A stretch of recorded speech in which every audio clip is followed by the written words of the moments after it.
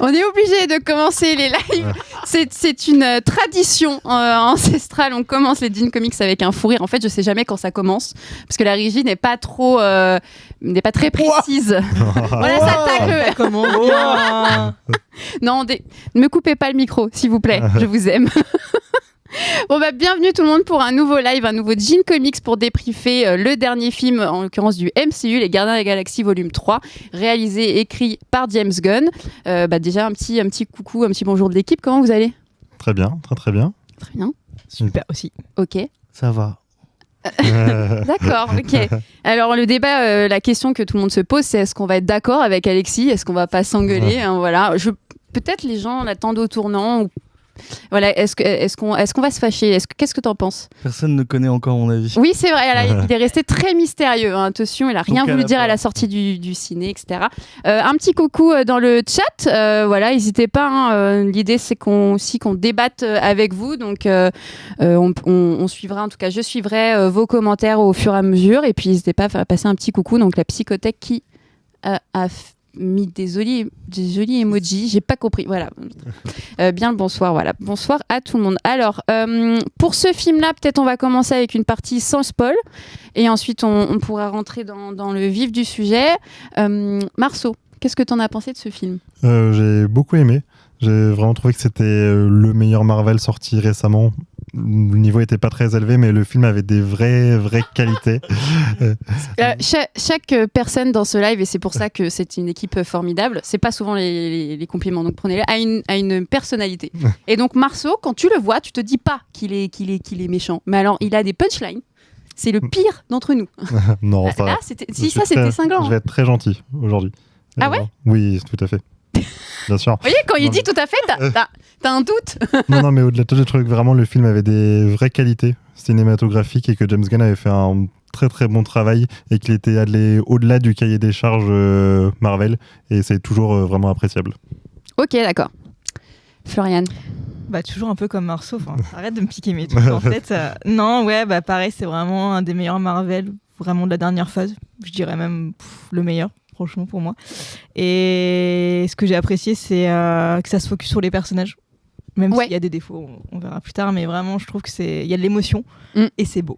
Voilà, je dirais ça comme intro. Complètement. Alexis. Ah oh. Le moment tant attendu. Roulement de tambour. C'était incroyablement nul. Non, je rigole, j'ai bien aimé. Mais ça, vraiment, ça n'a pas été joué, je vous jure. Je me suis dit, comment je vais défendre ce film ? Comment t'as pu défendre d'autres films et pas ce film-là ? Non. Ok. Non, il est très bien. Oui, un des meilleurs Marvel qui est depuis la fin d'Endgame, je dirais, pour ma part. Mais est-ce que c'est pas sur le moment en fait que c'est intéressant et est-ce qu'il va bien vieillir ? Je trouve que les anciens Gardiens de la Galaxie étaient bien à l'époque et je sais pas, je trouve que maintenant je les trouve un peu surcotés, je sais pas pourquoi. Je suis un peu d'accord avec toi par rapport au second, parce que c'est un que j'ai moins aimé on peut dire sur la trilogie maintenant, vu que le volume 3 conclut. Le premier a vraiment bien vieilli. Je me suis revue vraiment avec mon chéri, il est vraiment très cool, il est dans une bonne vibe et je trouve que le 1 et le 3 est dans cette même dynamique autour justement de la caractérisation des personnages, du focus qu'il y a dessus et des univers que tu peux avoir. Je trouve. Mais du coup, cool que t'as bien aimé. C'est pas souvent. C'est pas souvent. Non, il y a si. Non, c'est faux en plus. Je sais plus c'était quoi. C'est Ant-Man que t'as bien aimé, mais bon. Ouais, voilà. Vous avez tous détesté. Ouais. Oui, bah oui. Mais tu parlais du deuxième meilleur Marvel depuis Endgame, mais c'est pas grave. Hein. Je vais boire de l'eau. Sauf MODOK. Oh là là. Oui, mais on va pas reparler de MODOK. Mais tu parlais que c'était un des meilleurs films de la phase 4. Peut-être on peut revenir un petit peu sur... C'est ça, on est en phase 4 là. On est en phase 5.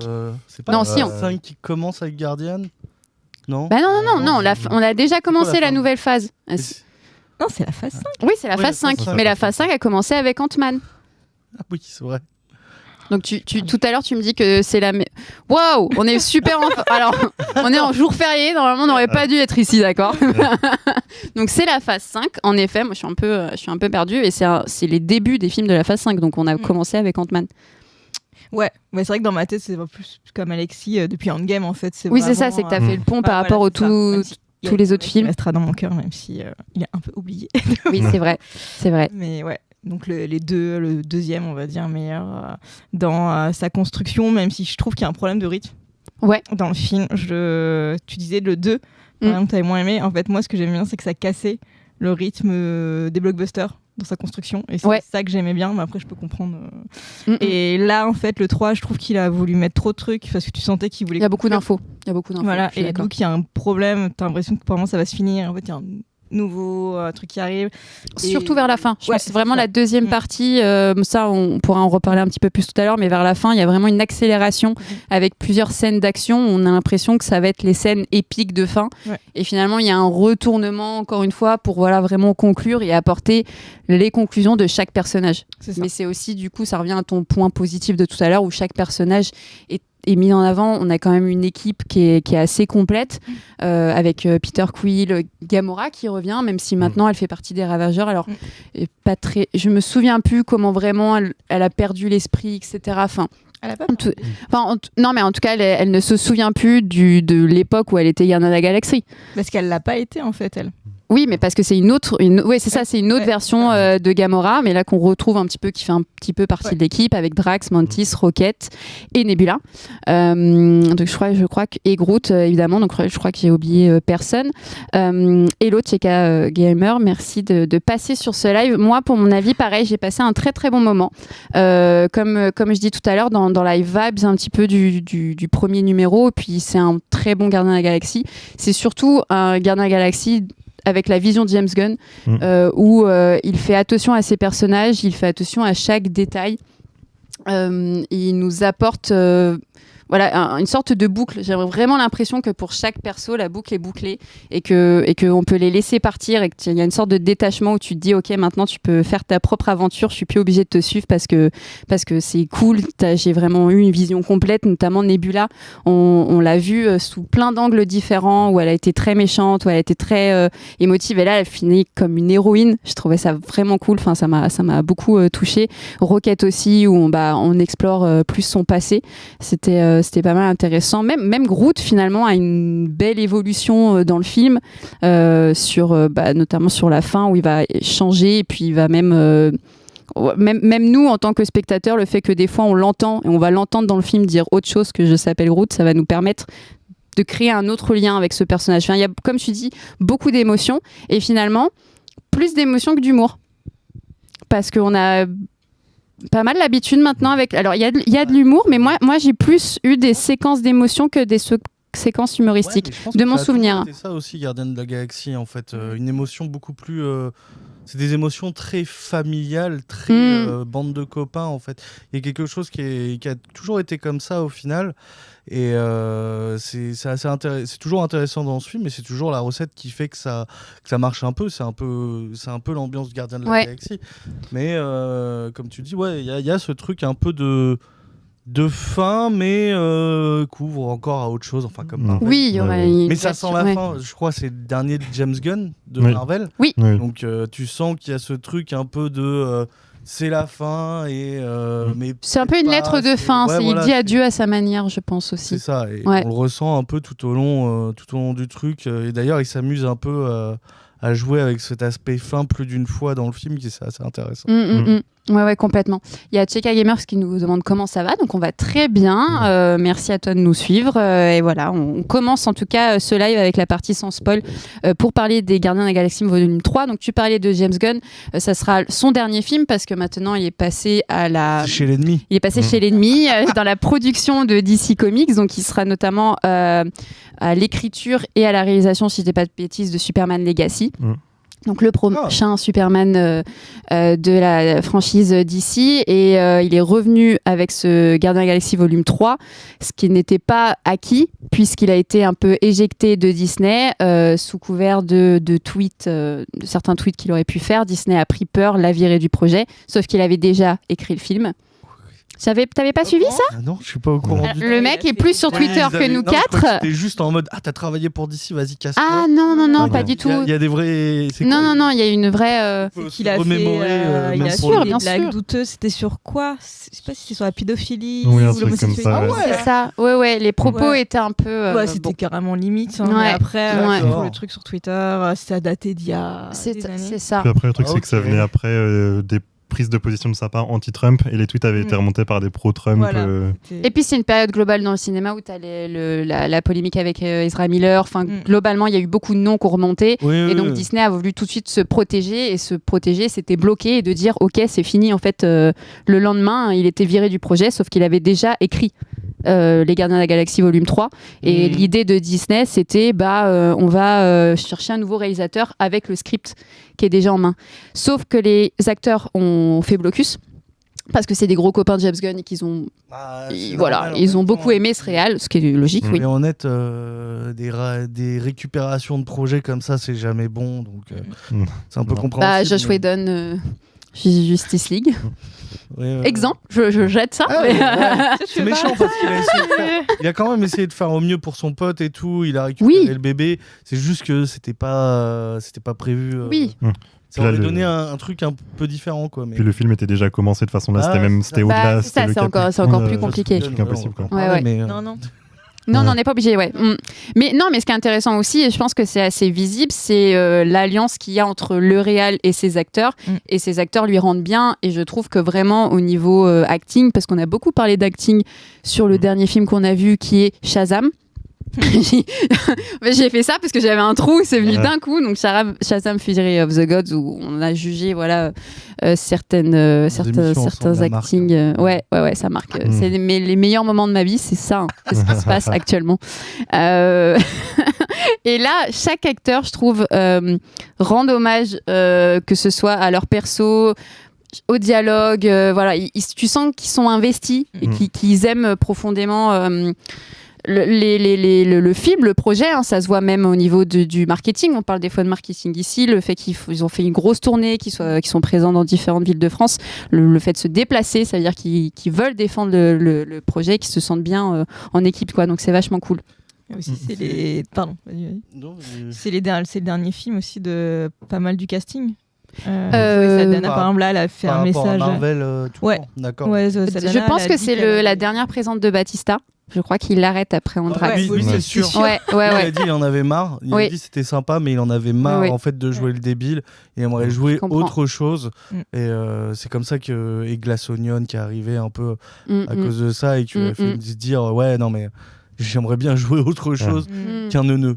Oui, mais ce qui est logique de sa part, surtout que pour le coup, même si j'aime beaucoup la fin pour Drax et le message qui est passé, ça on reviendra avec la partie avec spoil, il reste quand même le running gag, le mec qui lance des blagues, même si elles sont assez intéressantes. Enfin, finalement, même en revoyant le 2, il y a pas longtemps, qui est passé sur TF1, il est drôle. Ah oui. Moi j'aime beaucoup. Elles sont un peu plus fines ces blagues maintenant. D'accord. Ça reste le même ton, ça reste le même personnage avec un truc pince sans rire et pas connecté à notre monde, mais il y a des trucs un peu plus... Il y a des élans un peu plus intellectuels, je sais pas comment dire. Mais même la relation qu'il a avec Mantis.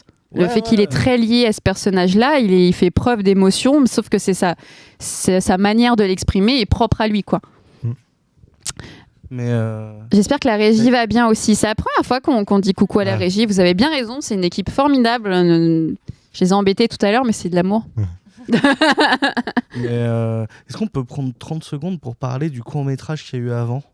Parce que ça me fait penser Drax. On est obligé.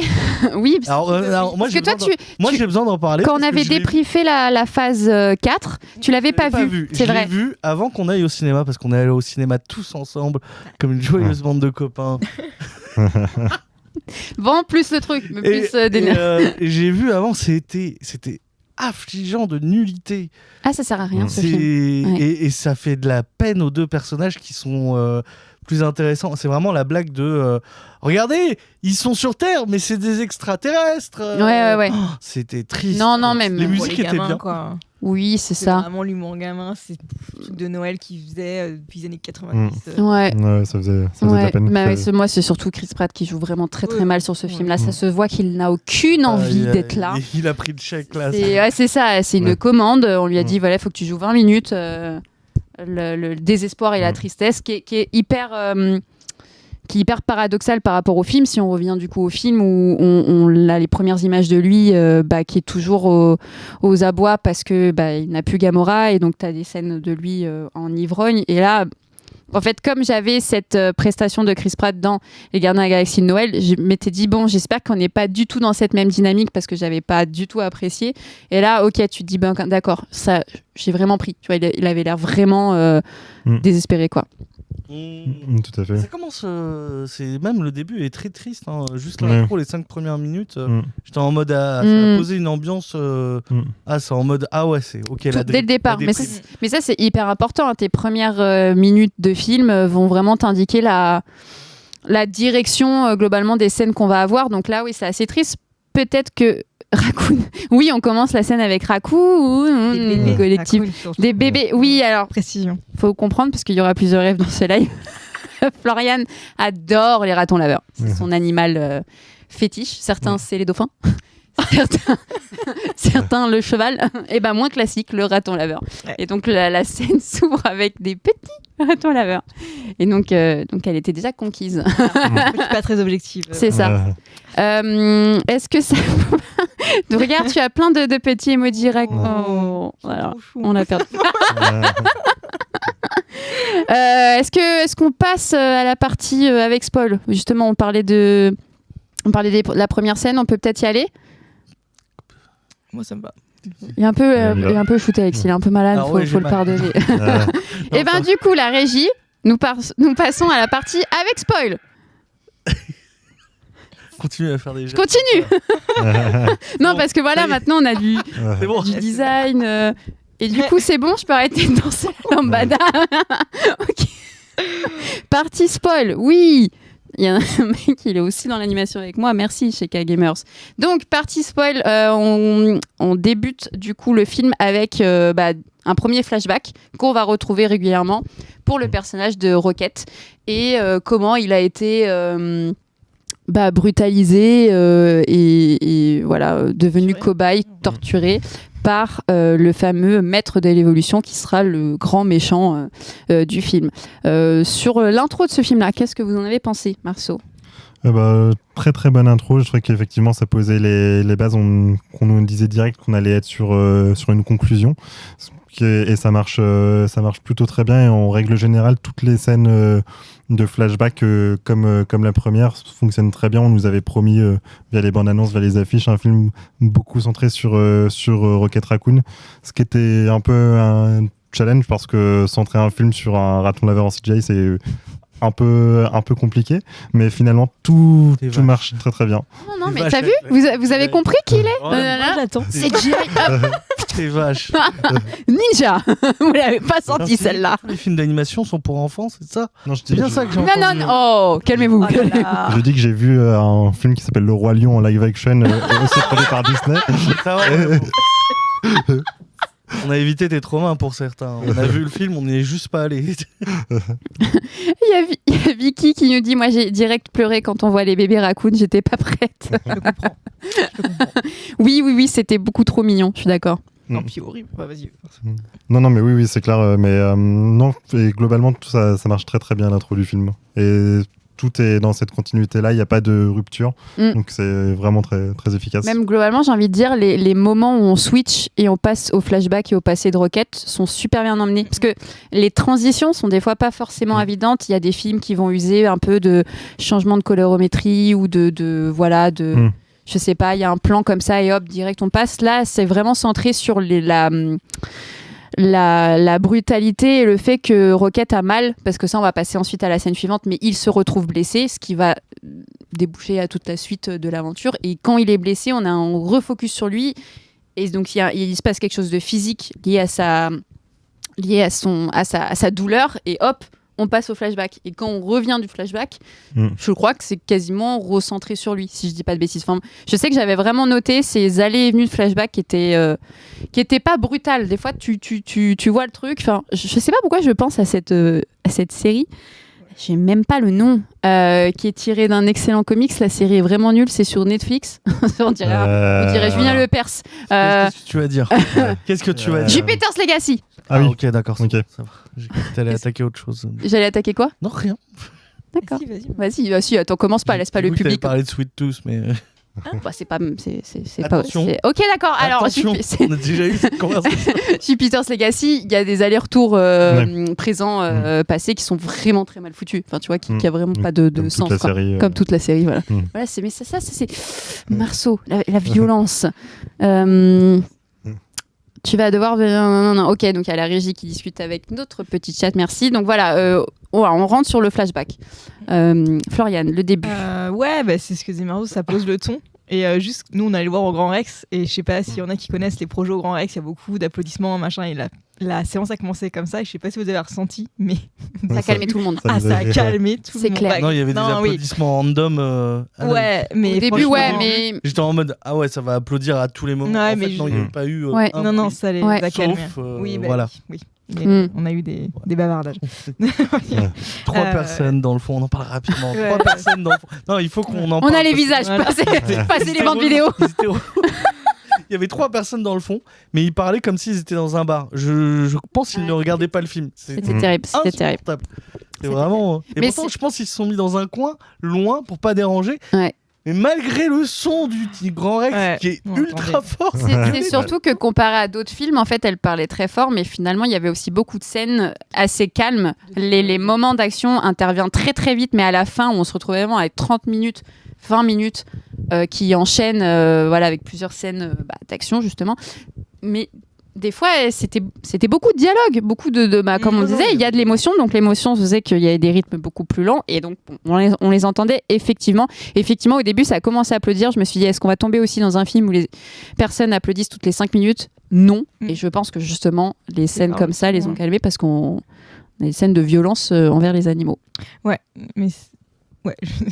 Non, et je trouvais là aussi la scène d'intro, c'est que ça pose les persos dans leur état émotionnel. Je trouve vraiment ça, il gère trop James Gunn sur ça, vraiment. Ouais. Et il a aussi un truc il amène l'action très vite, mais elle sert toujours à quelque chose. Donc là, maintenant on peut dire, il y a Adam Warlock qui arrive. Et ce que j'aime bien, c'est quand il blesse Raccoon. Je dis toujours le Raccoon. Blesse Raccoon. J'ai raté un personnage. Rocket. Parce que tout le monde, voilà, et là, ils ont des espèces de technologies, là, les medpacks, là, qui lui mettent. Et en fait, il y a Nebula qui se ramène et qui sait que elle sait qu'il faut pas lui mettre. Et c'est en fait, je me suis rappelé qu'ils ont passé 5 ans ensemble. Pendant Endgame. Pendant le Switch. Ouais. Et en fait, j'étais là, mais en fait, ils sont super proches. Et je trouvais que le film jouait très bien. Et déjà, direct dans cette scène, en fait, moi, je pensais à ça, qu'il est très doué pour, même avec une réplique, mettre les liens des personnages. Ouais, non, mais complètement. Complètement. Ouais. Vas-y. Vous a rajouté sur cette intro du film. En effet, donc là, toute l'intro parlait du flashback de Rocket. Et ensuite, on revient sur le lieu où ils vivent. Je sais plus le nom. Nowhere. De la planète. Voilà, Nowhere, et très vite ils sont attaqués par Adam Warlock. Alors j'ai bien aimé le film, mais c'était vraiment le pire moment de tout le film. L'attaque d'Adam, pourquoi? On s'ennuie, on se fait. Non, je rigole. Non, mais que ça, quoi. Que troll toutes les... Bah ouais, mais je vais tout le temps être d'accord avec vous, donc j'ai pas grand chose à rajouter. Mais tu sais que ça peut être sympa, hein. C'est vrai que c'est nouveau pour nous, mais ça peut bien se passer. Ouais. Donc non, c'était très cool, l'intro prend aux tripes. La musique est très bien choisie. Elle est dans un mood, c'est Creeps si je me souviens, mais elle avait l'air un peu plus creep en fait, un peu plus. Je sais pas si c'est le mixage ou quelque chose. Ouais, je suis d'accord. Elle est plus longue. Elle apparaissait plus longue, plus la déprime.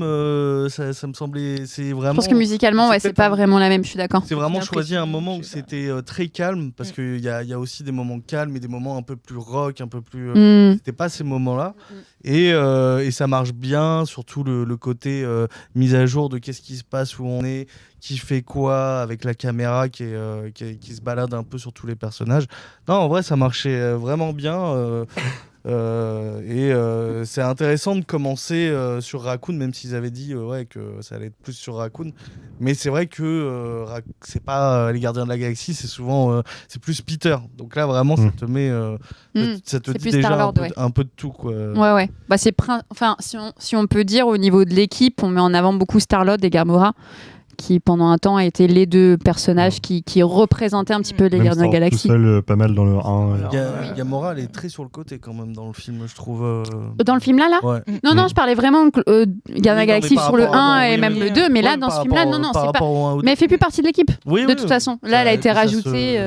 Ça se voit. Hein, oui, et tant mieux. Elle était vraiment besoin d'être là dans le scénario, mais j'ai un intérêt émotionnel. Si, parce que ça concluait quelque chose pour Star-Lord. Vers la fin, on en reparlera sur leur relation amoureuse.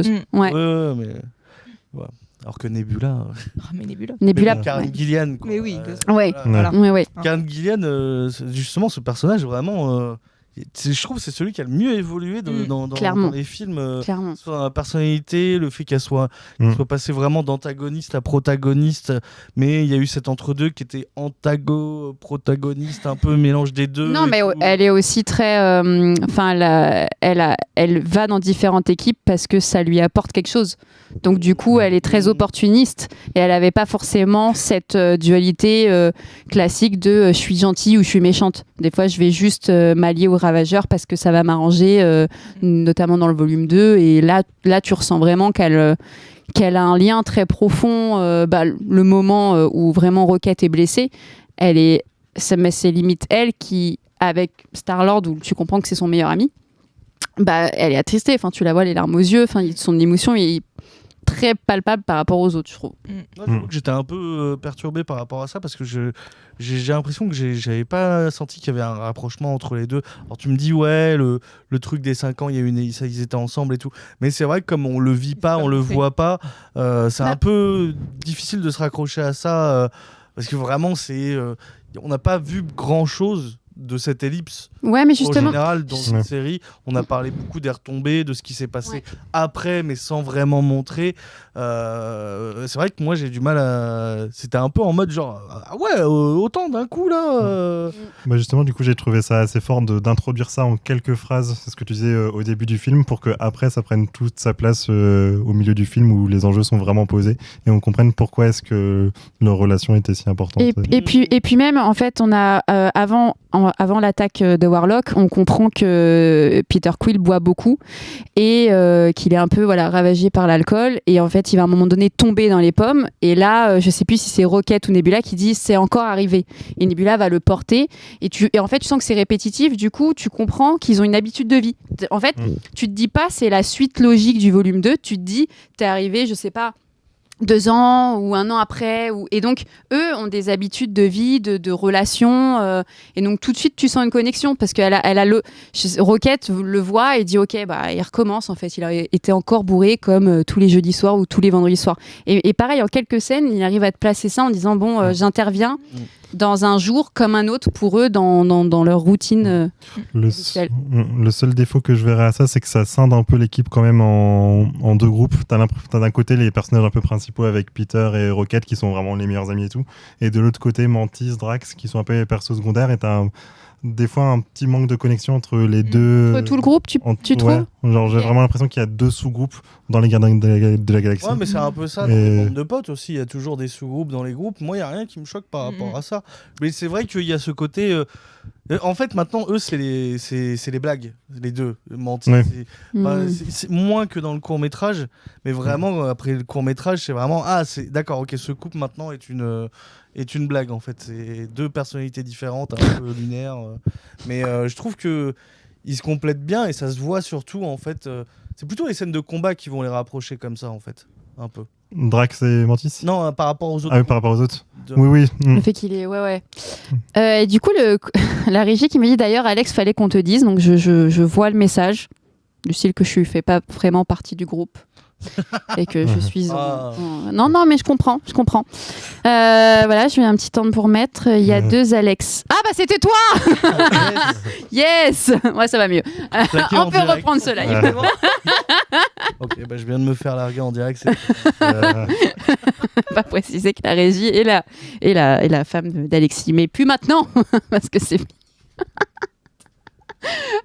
Et donc du coup, ouais, t'as ressenti cette dissociation un petit peu entre les deux. Un petit peu, ouais. Je trouvais que de temps en temps, il y avait moins cette alchimie commune qu'il y avait au départ entre les 5 membres, et que maintenant, comme il y avait plus de membres, c'était un peu plus difficile de ressentir une alchimie entre tous. Mais effectivement, oui, ça, c'est dans la. Après, il y a aussi un autre duo. On n'a pas vraiment parlé, parce que notamment ça évolue au niveau du film, mais on comprend aussi que Nebula est proche de Drax à une certaine façon. Enfin, on part du principe un peu que Drax est proche que de Mantis, parce qu'il y a eu ce film-là, notamment le volume 2. Mais au fur et à mesure, Nebula montre aussi qu'elle apprécie ce personnage-là. Quand même vraiment ce qu'il a dit, qu'il est débile et que. Bah oui, mais non, mais c'est sa manière de s'exprimer à Nebula. Elle est très agressive. Elle est très agressive. Moi, quand je vois quelqu'un, je le tape souvent, ça veut pas dire que je l'aime pas. J'ai pas senti, moi. Ah ouais. Je dirais que c'est Nebula avec tout le monde parce qu'elle a un peu pris le rôle de leader des gardiens vu que. Oui, d'accord. Oui. Et du coup, c'est un peu. Mais elle a dû créer des liens avec tout le monde. Il y a un côté, elle est devenue un peu bras droit. Elle a un peu récupéré le rôle de Gamora dans ce sens-là. Ce qui est intéressant parce que c'est sa sœur aussi. Mais ça se sent aussi qu'elle essaie d'être plus utile qu'avant, en fait, de vraiment suivre un chemin où. Elle se recherche aussi. Mais au final, elle-même, c'est aussi être une peau de vache. Un peu ça. Ouais. Mais justement, Nebula va du coup faire une action. C'est elle qui va contacter Gamora. Gamora qui fait partie des Ravageurs pour les aider à aller sur une autre planète. Donc, pour ça, et pourquoi ils vont sur cette planète-là, c'est parce que Rocket est blessé. Il lui faut un code. En fait, on comprend qu'en fait il est plein de machines à l'intérieur de lui et les sortes de patchs admin identifiant MDP et là c'est pareil, elle le dit pas aux autres parce que elle sait très bien comment va réagir Star-Lord, etc. Et ils vont partir sur la planète Argoclops, si je prononce bien, qui est une planète assez étrange, pour récupérer le code de Rocket. À partir de ce moment-là, qu'est-ce que vous en avez pensé sur même l'esthétique aussi de cette planète-là, qui était, moi, je trouve, plutôt cool, plutôt intéressante. Alors, j'aimerais juste qu'on parle d'abord de Gamora. Oui, du coup, oui, parce que Gamora arrive en scène, bien sûr. Je l'ai demandé à la fin, je suis toujours... Alors, on me l'a réexpliqué, mais j'ai oublié. Moi, je suis toujours en mode... Pourquoi elle était là? C'est vraiment. On me l'a dit. Tu vois pas le. C'est pas. C'est pour conclure, comme disait Alex, son histoire avec Star-Lord. Non, pas sur le plan. Au niveau du lore, pourquoi les Ravageurs. Pourquoi elle est de nouveau là, en fait? Je me souviens plus, moi, encore une fois. Pourquoi elle est de nouveau là? Parce que elle est morte. Oui, mais elle est morte. Comment elle est revenue à la vie? C'est ça ma question, en fait. Tu sais, Vas-y. Non, vas-y, ce sera mieux. C'est dans Endgame, du coup, il retourne c'est 2014. Ouais, c'est 2014. Oui, c'est ça. Oui. Et du coup, elle suit les personnages qui reviennent dans notre dimension, la dimension qu'on connaît. Ouais. Et voilà, elle repart pas dans sa dimension d'origine. Elle reste dans la dimension. C'est pour ça que c'est une autre Gamora. D'accord, ok. Non, mais c'est juste moi. Mais c'est juste, ça fait longtemps. Vraiment, vous me l'avez dit. C'était quand qu'on y est allé? Jeudi. Ça t'a tellement marqué, t'as tellement aimé que c'était plus tôt que ça même. Moi, je m'éloignais des conversations. Je voulais rien dire.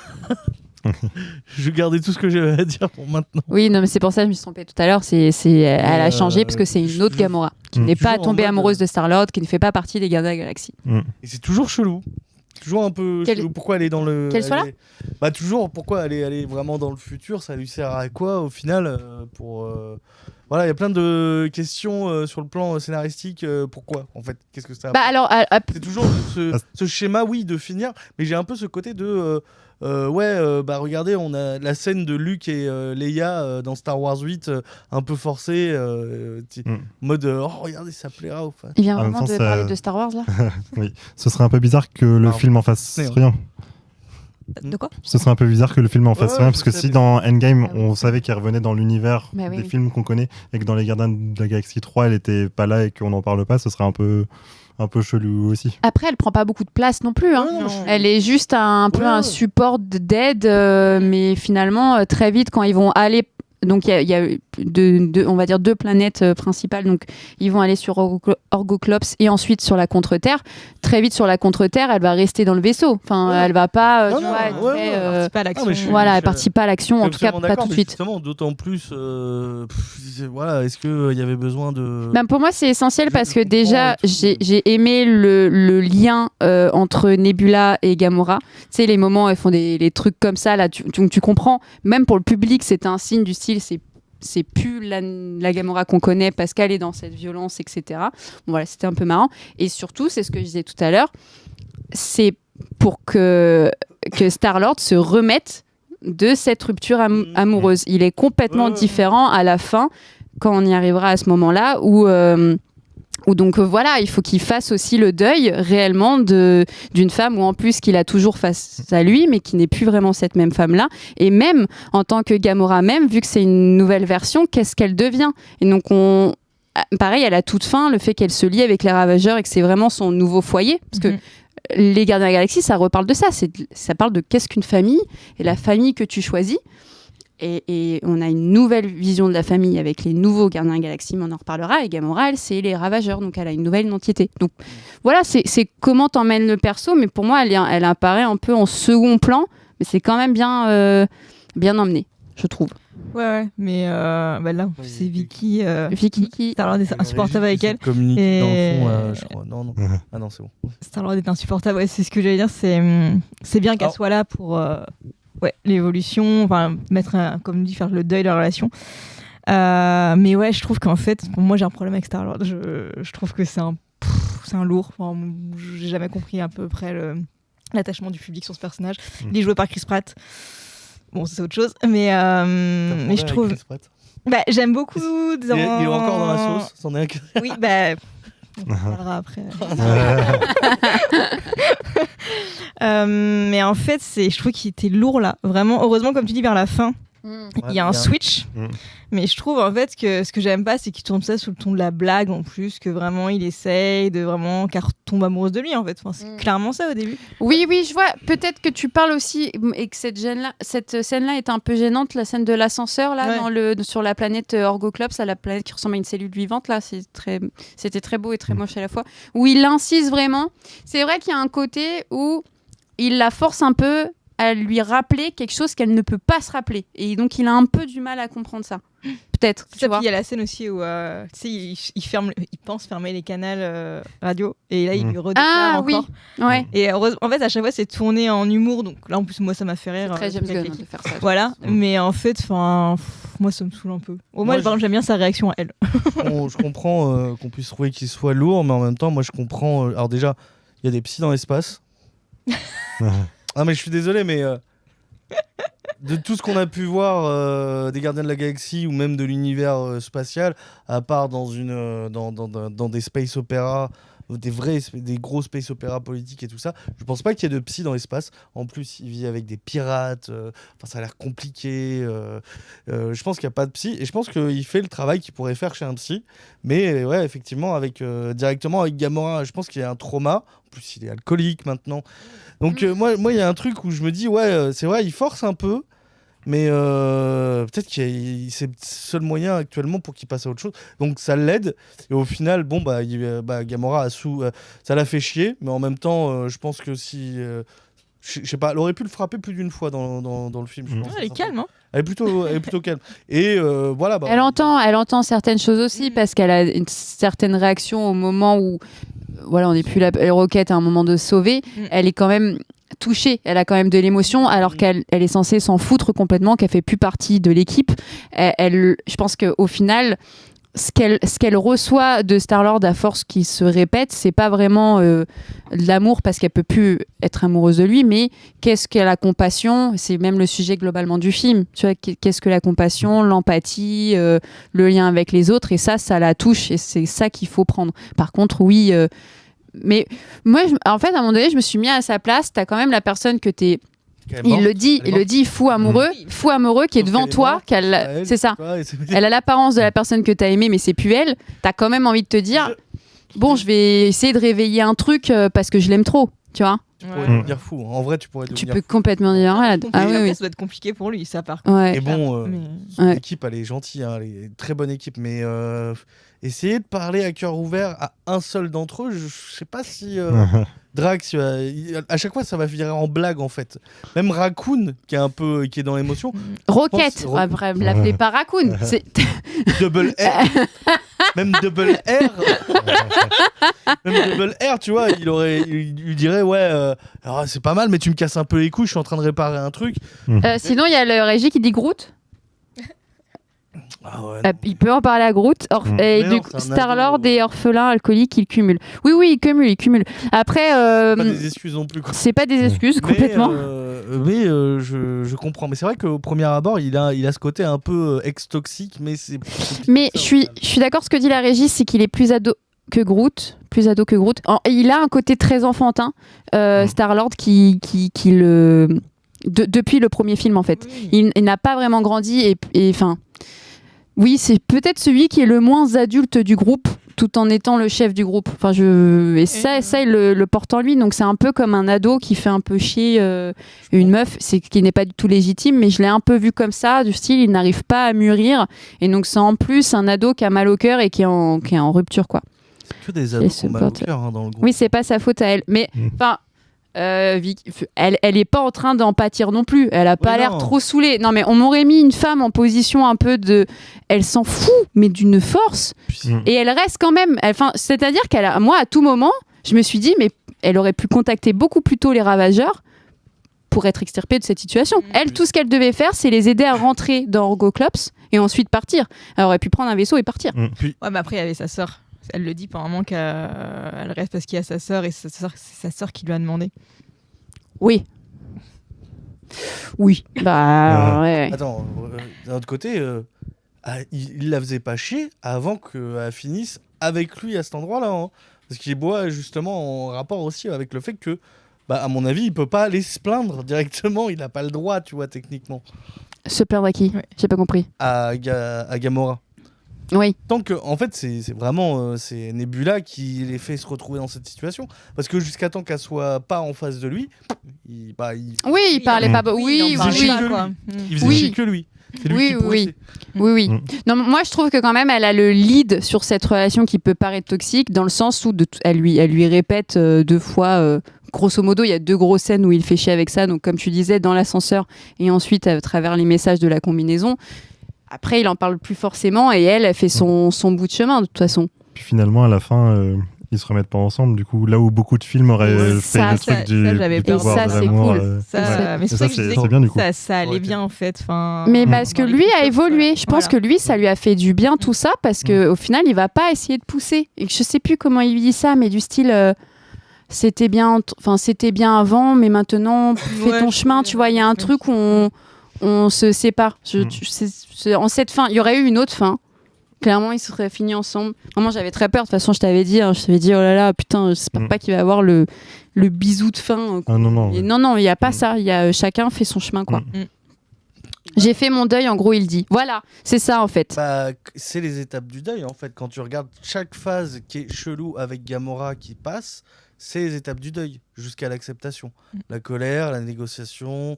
la tristesse, c'est les étapes du deuil. À chaque grosse phase qu'il a par rapport à cette relation, c'est aussi ça. Mais il le fait aussi indirectement avec les autres.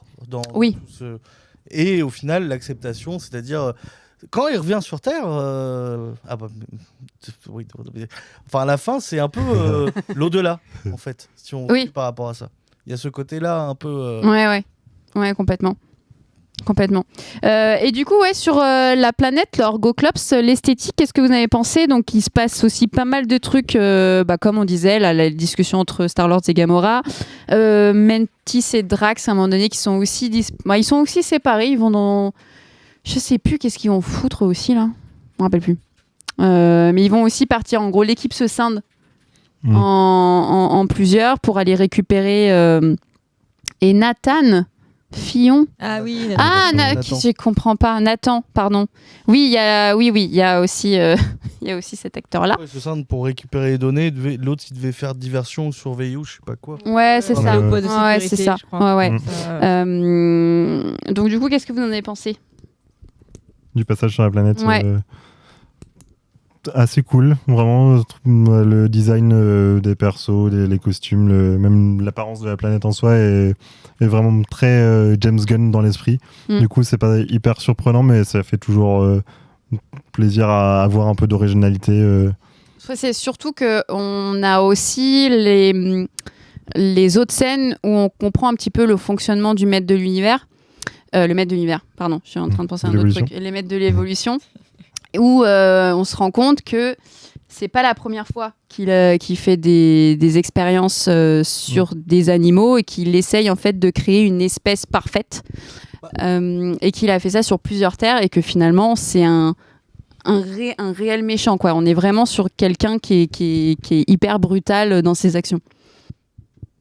Ça veut dire quelque chose, Alexis? Non, c'est bon. Non, rien. D'accord. Non, Ok, Ouais. tu étais parti pour parler, mais je croyais. L'idée du pack 93, c'est le pack 93, c'est ça, le pack 87? Le pack de Raccoon laisse penser que Oui. c'est pas les premiers, c'est pas le premier Mm. groupe. 89, je crois. Ouais, mais entre Ouais. 80, Ouais, et ouais. entre 80 et 90. Donc, qu'il y en a eu pas mal avant.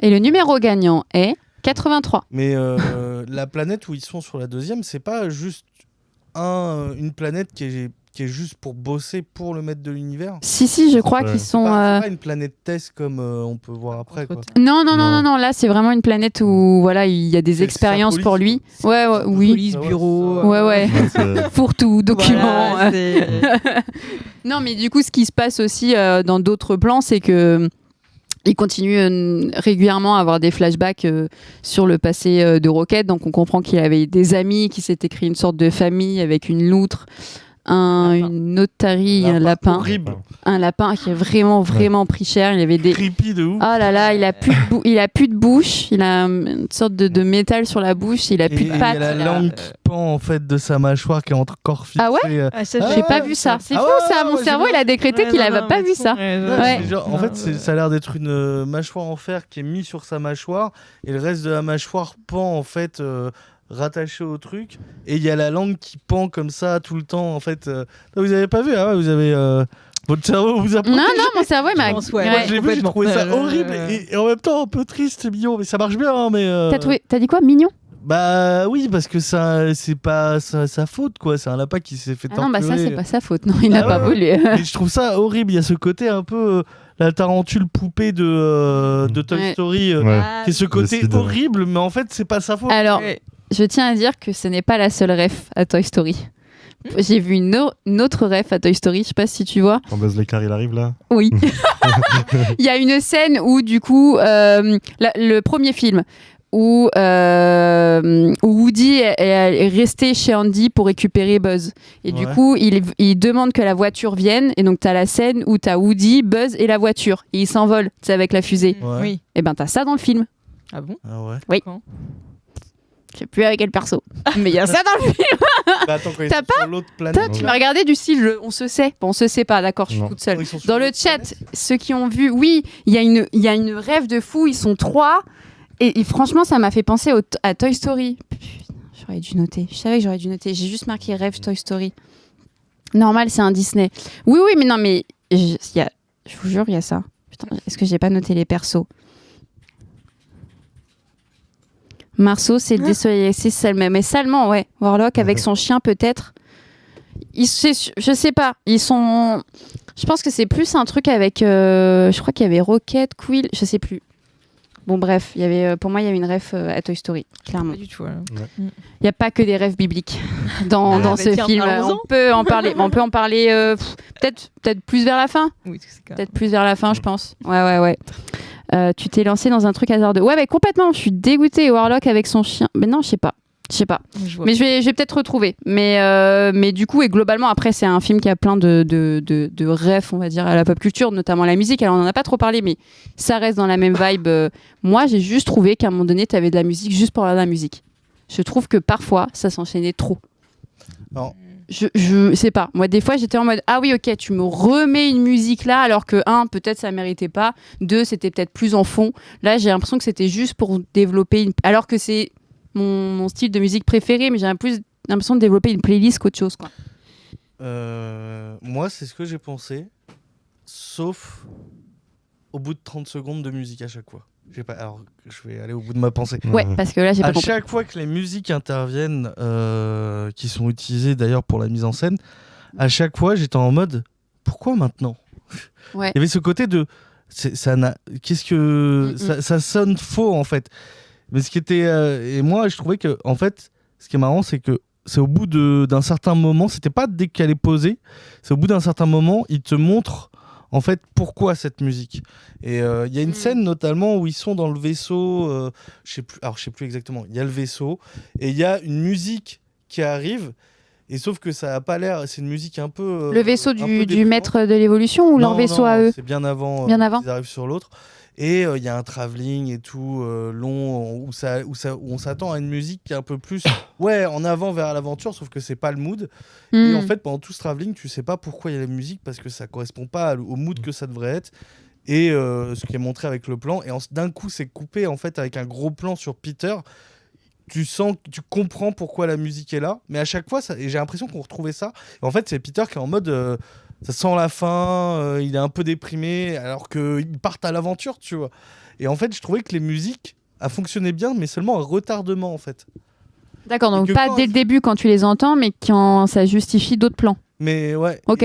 Et toutes, Okay. en fait, je trouvais que quand elles arrivaient, c'était pas le bon moment, ça allait pas avec la scène. Et je suis d'accord avec toi. Moi, je dis juste que j'ai trouvé certaines étaient trop rapprochées et venaient trop rapidement pour juste dire voilà, on a mis de la musique connue. Mais oui, peut-être que du coup, c'était aussi pour les enchaîner et qu'elles tombent à un moment du film. Mais bon, je sais pas.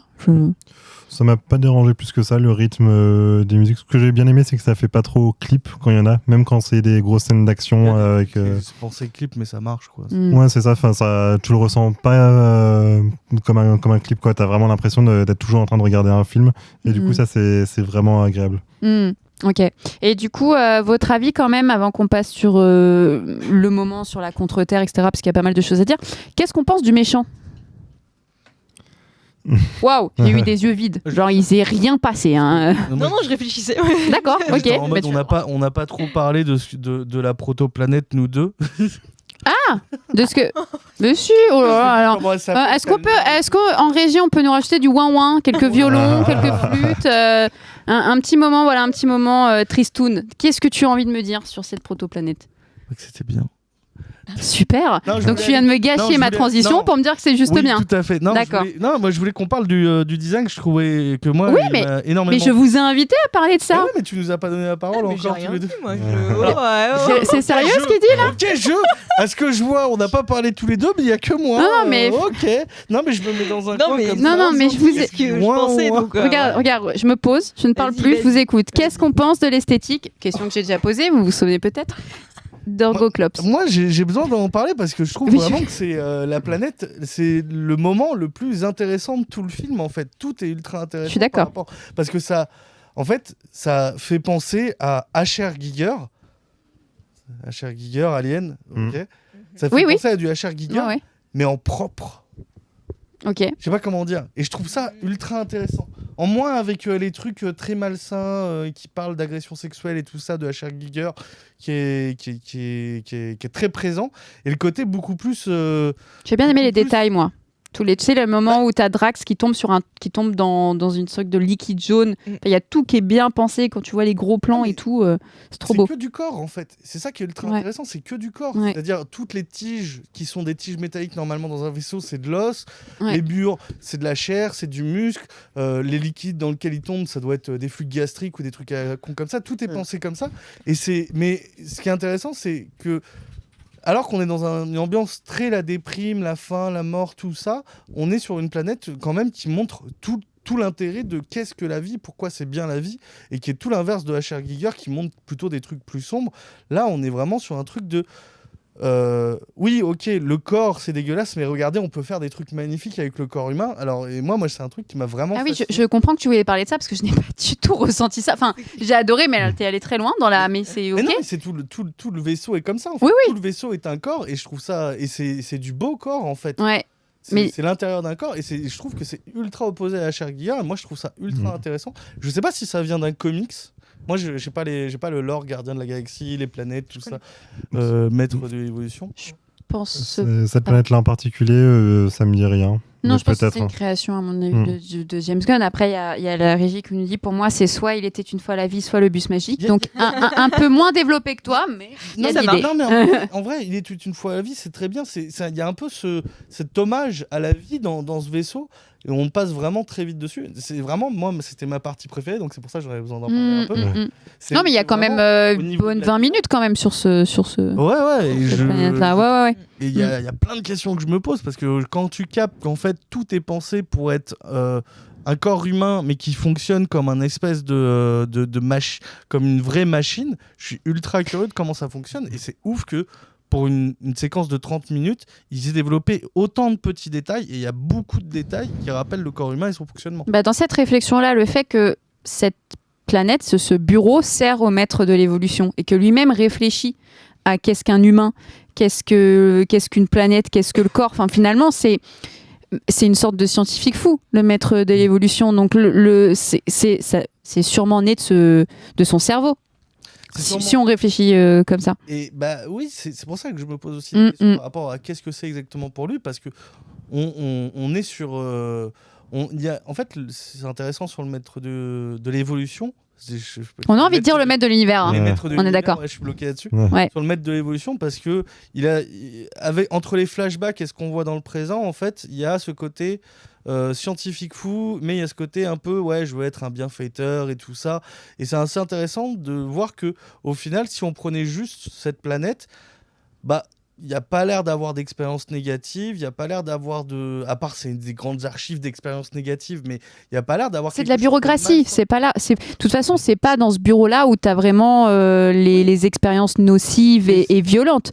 Là, c'est un peu le côté papier. Mais oui. Mais c'est intéressant de lui rajouter ce côté qui est étrangement, ça a l'air de marcher ici en tout cas. Oui. Tu vois, ça a l'air de. Les gens n'ont pas l'air méchants de base. Au contraire, même quand tu regardes l'équipe de sécurité ou l'administration, tout le monde est en mode. Bon, ça va, tranquille. Il y a un truc. Ils ont pas l'air très éclairés non plus. Hein.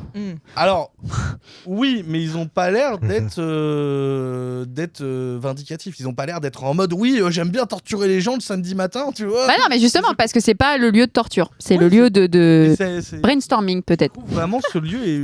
Start-up. Pardon. Ouais, je trouve vraiment ce lieu qui est ultra opposé par rapport à tout ce qu'on nous présente du maître de l'univers, du maître de l'évolution. Le maître de l'évolution, exactement. On va pas y arriver. Il y a un prénom à part. Il l'appelle tout. Non, il appelle le maître. Un petit Gorky ou je sais pas. Qu'est-ce que tu racontes? Non, je sais pas, parce que c'est chiant comme titre. C'est juste un titre, il a pas de prénom. Mais non, écoute, c'est le maître, le ME. Ouais. C'est vrai. C'est le ME, t'as vu. Après le RR, le ME. Du coup, Floriane, vu que je n'ai pas laissé la main sur cette planète, parce que je suis une très mauvaise... Non, mais moi j'ai rien rajouté, parce que j'étais d'accord avec vous, c'est très stylé, c'est vraiment, on sent qu'il y a du détail, mais c'est James Gunn, quoi. Enfin, moi, ça m'étonne pas. Complètement. Mais c'est vrai que ça m'a surpris de voir cette esthétique-là... Même si dans le 1 et le 2, il y avait des esthétiques, je vais y arriver, intéressantes. Là, c'est vrai que ça changeait et que tu sentais qu'il y avait un gros travail derrière, que ce soit dans les costumes. Et que c'était un lieu aussi qui vivait, que, comme je disais au début, que James Gunn, il arrive à créer des univers ou des liens avec des phrases ou ce genre de choses. Et là, je trouve qu'une fois de plus, il y arrive avec ce lieu. Ouais, complètement. Et du coup, ça fait une bonne transition parce que vraiment, parlons de se mettre de l'évolution, parce que je pense que j'en ai parlé dans d'autres lives, mais le vrai problème aussi qu'on se retrouve avec les films de super-héros, c'est qu'on a du mal à créer de réels antagonistes, parce que faut pas faire trop peur au grand public, parce que maintenant on veut toucher un public familial et qu'il faut que ça soit plus grand antagoniste derrière. Non, mais voilà, c'est ça, c'est que le souci aussi, c'est que notamment sur l'MCU, t'as mis en place Thanos, tu peux pas forcément, c'est un méchant qui est très charismatique, très imposant, qui a quand même enfin voilà, fait disparaître la moitié de l'univers. Donc, comment tu remets en place un méchant pareil, très imposant? C'est ce qu'ils essayent de faire avec Kang le Conquérant, qui pour l'instant, moi, ne m'effraie pas tellement. Même si on a déjà parlé dans un autre live. Je vous invite à vous abonner à la chaîne YouTube comme dans ta bulle pour suivre les... T'as vu cette... ça s'entraîne. Hein. Mais j'ai été... Alors, attention, c'est pas seulement parce que c'est de la maltraitance animale, même si ça suffit déjà, mais ça va bien plus loin que ça. C'est que tu comprends qu'il a créé des planètes, qu'il a créé des formes de vie, des familles, et que tout est détruit parce que le mec, ça y est, il veut passer à une étape supérieure. Il enchaîne des génocides, mais brutales. Et t'as une scène avec Rocket où il le balance de droite à gauche. Enfin, c'est une des rares fois sur un film de super-héros, MCU, voire DC confondu, où j'ai été mais réellement effrayée, mise à mal par rapport aux méchants. Je sais pas pour vous. Ouais, exactement. Et justement, oui, comme je disais, il y a la maltraitance d'animaux, mais le génocide, tout ça. Et ça change de je veux détruire l'univers. C'est ça qui est intéressant. Oui. Et le souci que j'ai, par contre, c'est que Kang, comparé à lui, voilà. Ouais.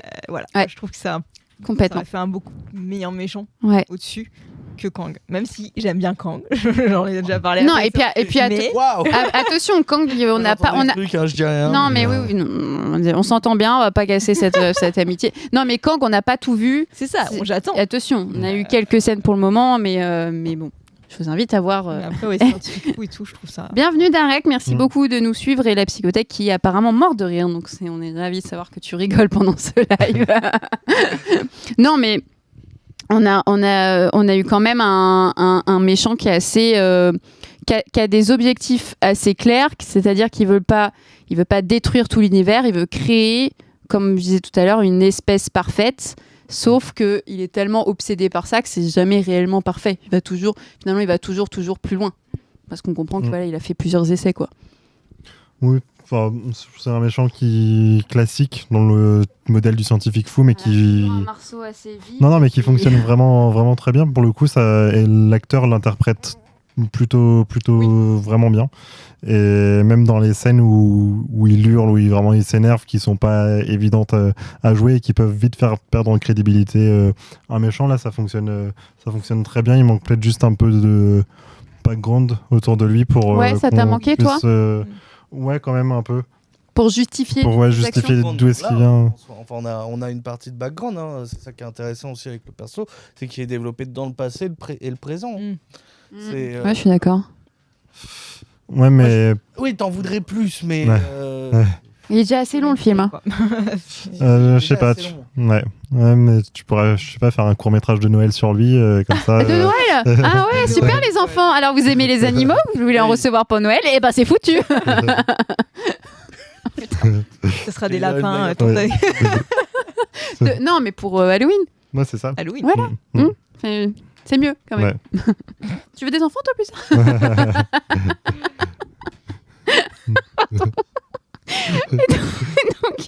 donc oui, il t'a manqué du passé. Un peu, ouais. Pour le mettre un peu, ouais. Puis d'où viennent ses pouvoirs, tout ça. Ses pouvoirs. Tu poses trop de questions. Mais il a des pouvoirs?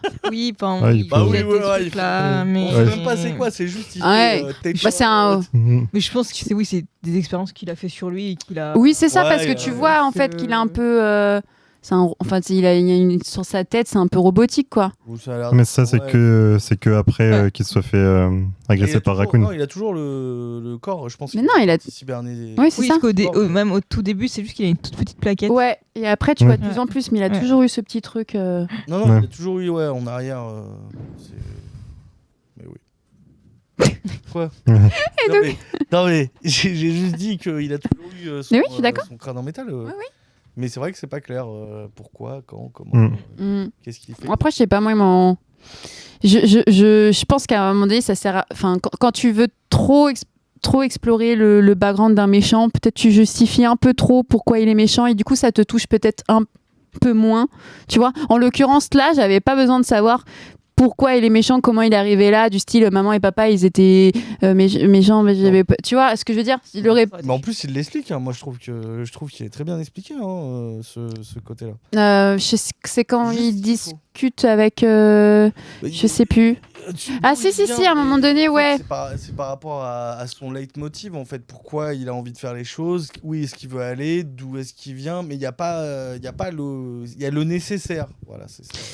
Et donc, il y a aussi Vicky qui propose une alternative. Donc, c'est peut-être un méchant ponctuel.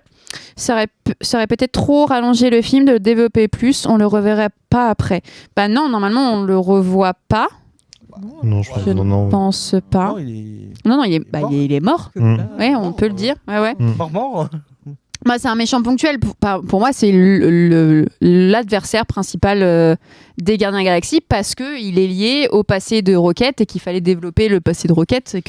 Enfin voilà, ça permettait de lier et de faire le pont avec tout ça. Donc oui, on le reverra pas après. Mais moi, j'ai pas forcément envie de voir un film où je vais voir un méchant comme Kang qui apparaît dans et la série et le film. Ça me dérange pas. Et peut-être qu'il a été mieux exploité parce qu'on le voit que dans un film. Parce que justement, on en sait peu pour lui, mais on sait juste que c'est son objectif principal, c'est d'être à la recherche d'une espèce parfaite et du coup d'avoir une soif comme ça d'évolution. Parce que c'est le maître de l'évolution. C'est un Marceau suisse, c'est génial. Vous aurez votre test dans la soirée. Et personne n'est vraiment mort chez Disney. Carrie Fisher. Bah si, elle est morte, Carrie Fisher. Enfin, parce qu'on peut faire du deepfake maintenant, surtout. Ah oui, d'accord. J'ai pas compris. Non, mais on n'a pas envie de ça. Non, là pour le moment, on dit que des trucs positifs, donc ne partons pas trop loin. Mais du coup, je sais pas pour vous, mais le méchant, du coup. Moi, j'ai dit. Ah, parce que je fais 2 fois mes questions pour Alexis au cas où il se sent lésé. Oui, ça fait longtemps que j'avais pas aimé autant un méchant. Je trouve qu'il est bien écrit, je trouve qu'il est bien amené. Tout l'inverse de Marceau, en fait. J'ai assez d'informations. En fait, j'avais pas compris tout l'inverse de Marceau. J'étais là en mode, non mais Marceau, nous on sait plein de trucs sur lui. Non, moi je trouve que en fait, je comprends ton point de vue, mais je trouve que actuellement, là où on en est dans Marvel, c'est peut-être des informations des fois qui sont soit on va tomber dans le cliché. Donc peut-être qu'on n'en a pas besoin. Je trouve que même le fait qu'on ne connaisse pas ses pouvoirs exactement, à part qu'il soit ultra intelligent et qu'il a des auras, on ne sait pas exactement, ça le rend un peu plus au-dessus d'autres méchants, en fait, ce côté un peu mystérieux. Et en même temps, on a plein d'informations parce qu'il est là tout le temps, en fait. Il est là dans les flashbacks et il est là dans le présent. Ouais. On a des informations grâce à la planète, grâce à toutes les planètes qu'il a fait. En fait, toutes les informations sur lui sont disséminées tout le long du film. Moi, je trouvais que c'était très bien. Moi, j'y croyais de ouf. Et oui, par contre, on est dans un scientifique fou. Mais il y avait des phases où il avait l'air un peu gentil. Alors en vrai, quand il explique un peu, quand il explique à Rocket, on va aller dans le ciel, pourquoi on fait les expériences, quand ils sont sur la fenêtre en train de regarder une fusée. Mais ça, c'est pas gentil, il fait exprès de le manipuler, ils ont fait croire à tout le monde. Oui, c'est la manipulation, mais c'est pas le propos, c'est que il a essayé d'avoir, même si c'est de la douceur qu'il utilise pour le manipuler. Merci Vicky. Il a cette douceur en fait, cette douceur de méchant, mais pour moi, il me faisait beaucoup penser à je crois c'est Christopher Waltz dans Inglourious Basterds, le nazi, qui a ce côté un peu gentil, humain, alors que c'est la dernière des pourritures. Et ça, moi, j'ai beaucoup aimé. Et ça me faisait beaucoup penser à ça. Ah oui. De ce côté, c'est la dernière des pourritures. Hein. C'est Goebbels. C'est l'autre. Oui, tu peux. Il est hardcore de ouf. Mais il a ce côté où, en fait, ça rend encore plus hardcore quand tu le vois avoir des moments un peu calmes. Quand il pète ses plombs d'un coup là à la fin sur en mode je suis le maître de l'évolution. Oui, le moment vraiment assez intense où il balance Rocket un peu partout. Oui, ça ramène au moment calme. Je comprends ce que tu veux dire. Après, pour moi, il a pas du tout une once de gentillesse. Enfin, justement, ces moments-là, pour moi, c'est aussi de la pure méchanceté et de la manipulation mentale parce que il est sur les deux bords. Il est sur de la manipulation physique et mentale. Et je suis absolument d'accord, mais en même temps, on ne le voit pas directement. On se dit, parce qu'on se dit c'est un bâtard, donc il fait de la manipulation mentale. Mais tu vois, normalement, dans un film, on devrait contrebalancer après sur une scène où, genre, il y a plus Rocket, on se concentre sur lui et il dit il a gobé tout ce que je lui ai dit, alors il a gobé tout ce que je lui ai dit, ou quelque chose de beaucoup plus frontal. Donc, ce qui fait que quand il dit des trucs à Rocket, je pense qu'il y croit vraiment, tu vois, de cette évolution, de le fait qu'il va être utile à ça, de le fait qu'il va emmener son espèce ailleurs. Je crois qu'il y croit vraiment parce que le film ne dit pas. Je suis pas sûre. Pour moi, il l'utilise complètement parce qu'il a vu qu'il était intelligent et tout ce qu'il veut, c'est son cerveau. Et ça, il le dit pendant tout le film. Donc, Oui, mais c'est pas. Oui, mais sur les propos directs où il est à peu près gentil, il y a rien qui contrebalance le fait que ses propos soient juste gentils. Alors que normalement, je suis pas d'accord, mais dans la grammaire, on devrait dire l'inverse. Même s'il y a d'autres trucs où il est méchant, mais aucun rapport avec ces autres phases, en fait, justement. Je sais, Marceau. Non, pour moi, il est pas là-dedans justement avec Rocket. Il sait directement que et d'ailleurs, il lui dit regarde à quoi tu ressembles, tu pourras jamais. Mais pour moi, du coup, je disais pas que c'était un mauvais méchant du tout. Hein. Pour moi, au contraire, c'est vraiment un très bon méchant. Mais justement, puisqu'il sort un peu du lot des méchants Marvel habituels, pour moi, il manquait un petit truc pour expliquer qu'est-ce qui le rend si original en fait. Parce que genre Thanos par exemple, on justifie totalement ses actions et ça enlève rien à la cruauté du personnage. Là certes, le film est déjà assez long, mais peut-être que rajouter juste un petit truc sur son leitmotiv, sur pourquoi est-ce qu'il est aussi extrême, ça aurait permis de rajouter un tout petit peu de nuance au perso.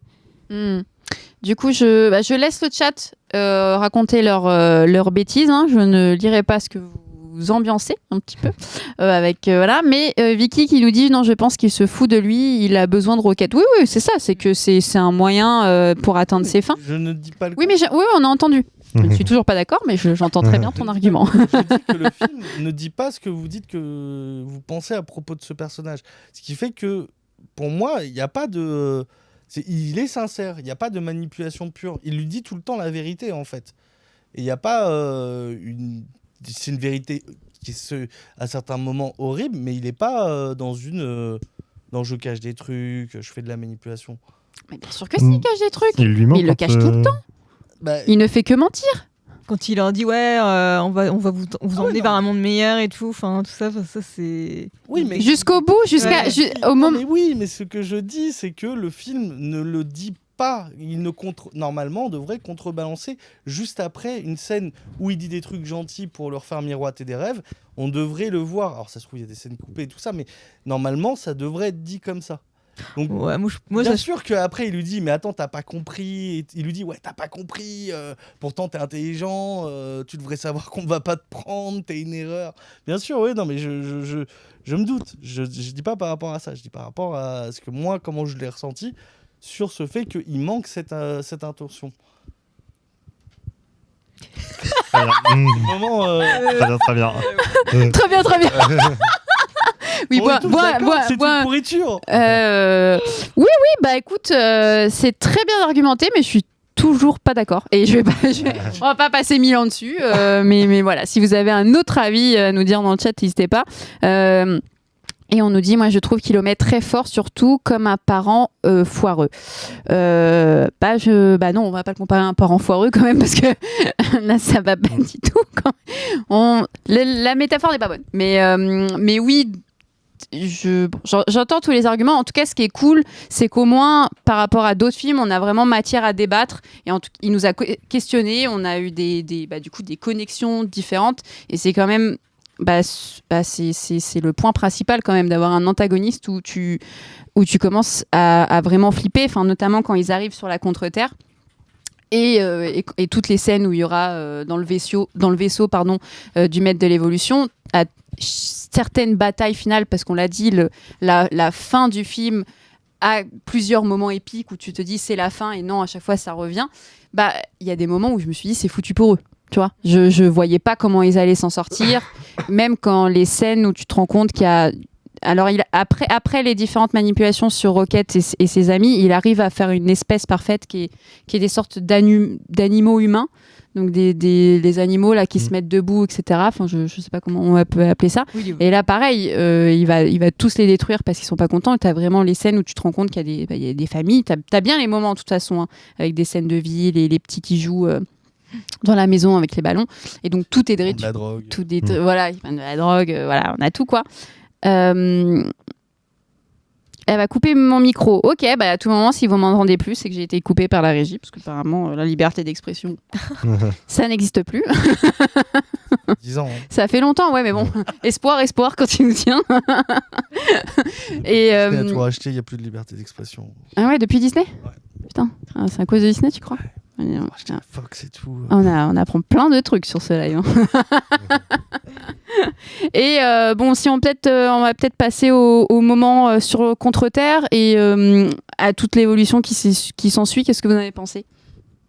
Avec le nom Contre-Terre, déjà, c'est nul. C'est très nul, hein, on est d'accord. Ouais. J'ai même du mal à le dire, tellement c'est dur. Le concept est incroyable, mais le nom est nul.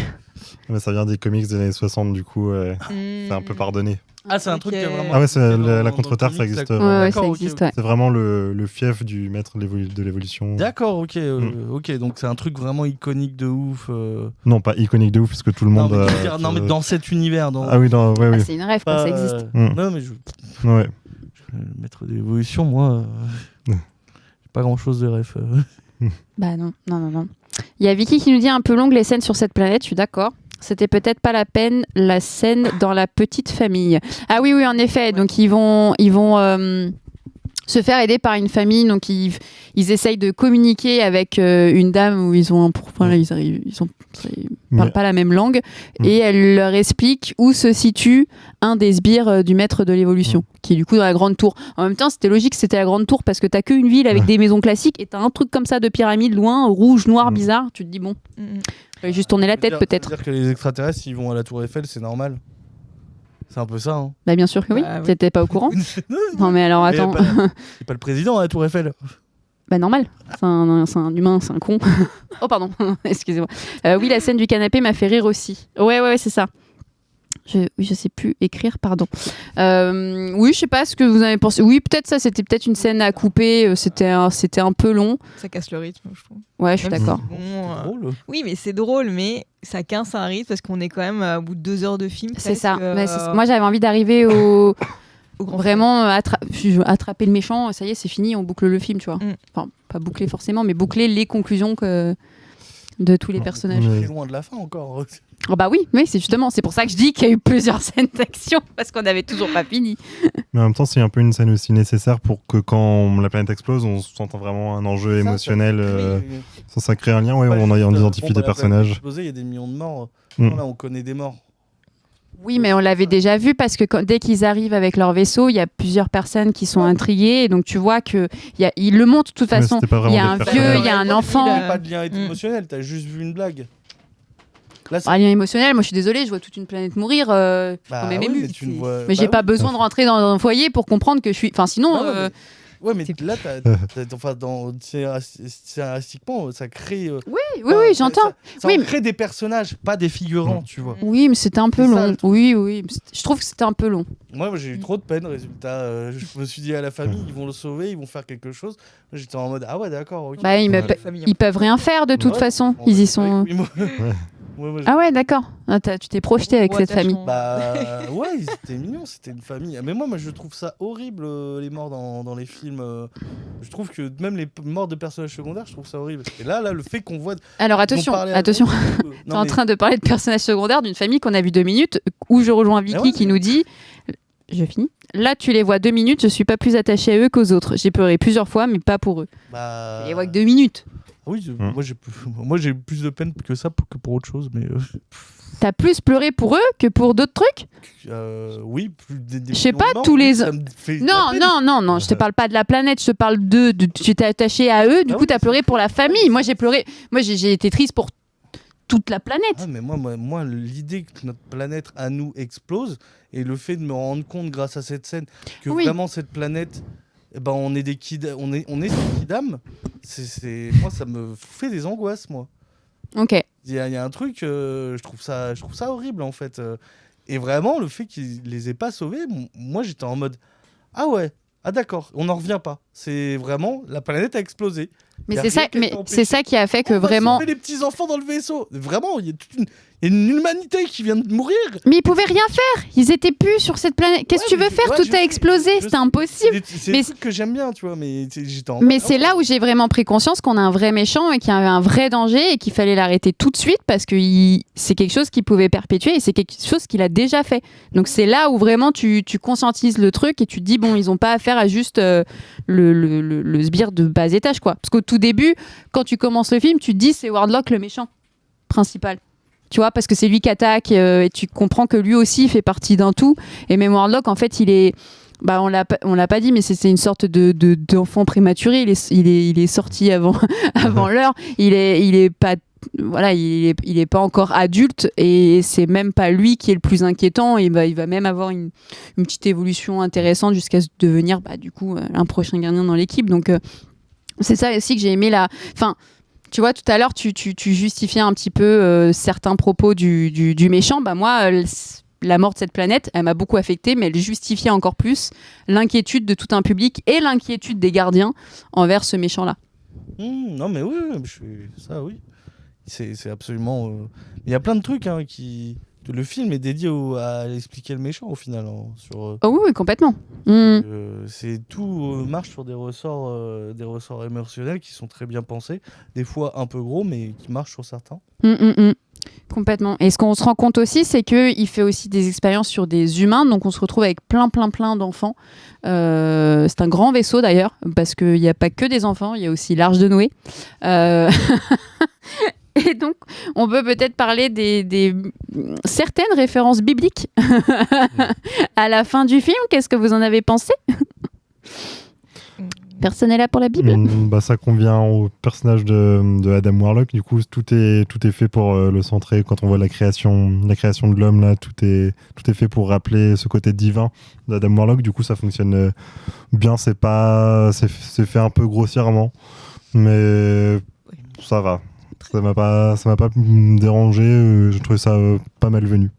Ok, grossièrement, tu veux peut-être parler de la scène où Donc il se passe plein de trucs il y a plusieurs scènes un peu épiques et un peu finales, mais on a aussi le moment où ils arrivent à faire sortir tout le monde, donc et les animaux, d'où vraiment une référence à l'Arche de Noé où t'as tous les animaux qui sortent et tous les enfants, et donc Peter Quill qui a perdu son magnéto là, enfin son MP3 de l'époque. Un iPod, non.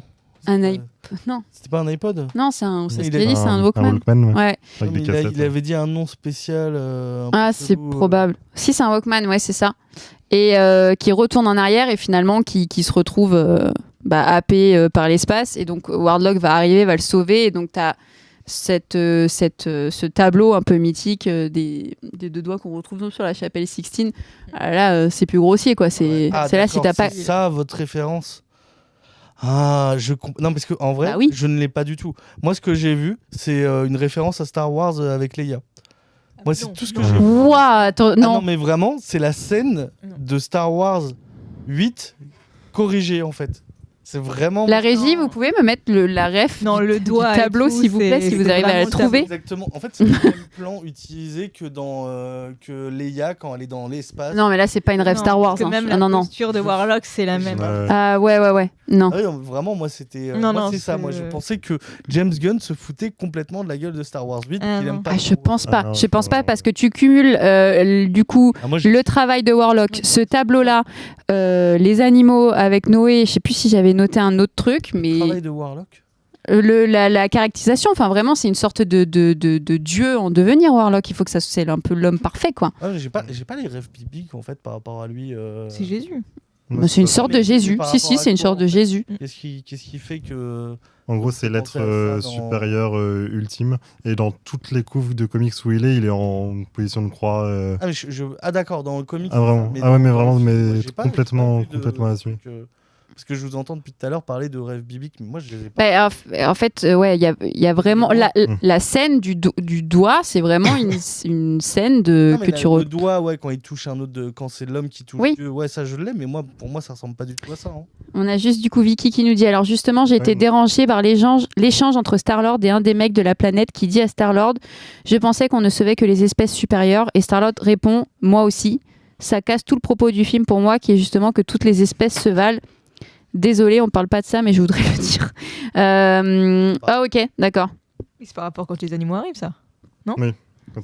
Oui, c'est ça, exactement. Oui, ah ouais, exactement. Oui, très bien, Vicky, mais on va reparler juste un peu après.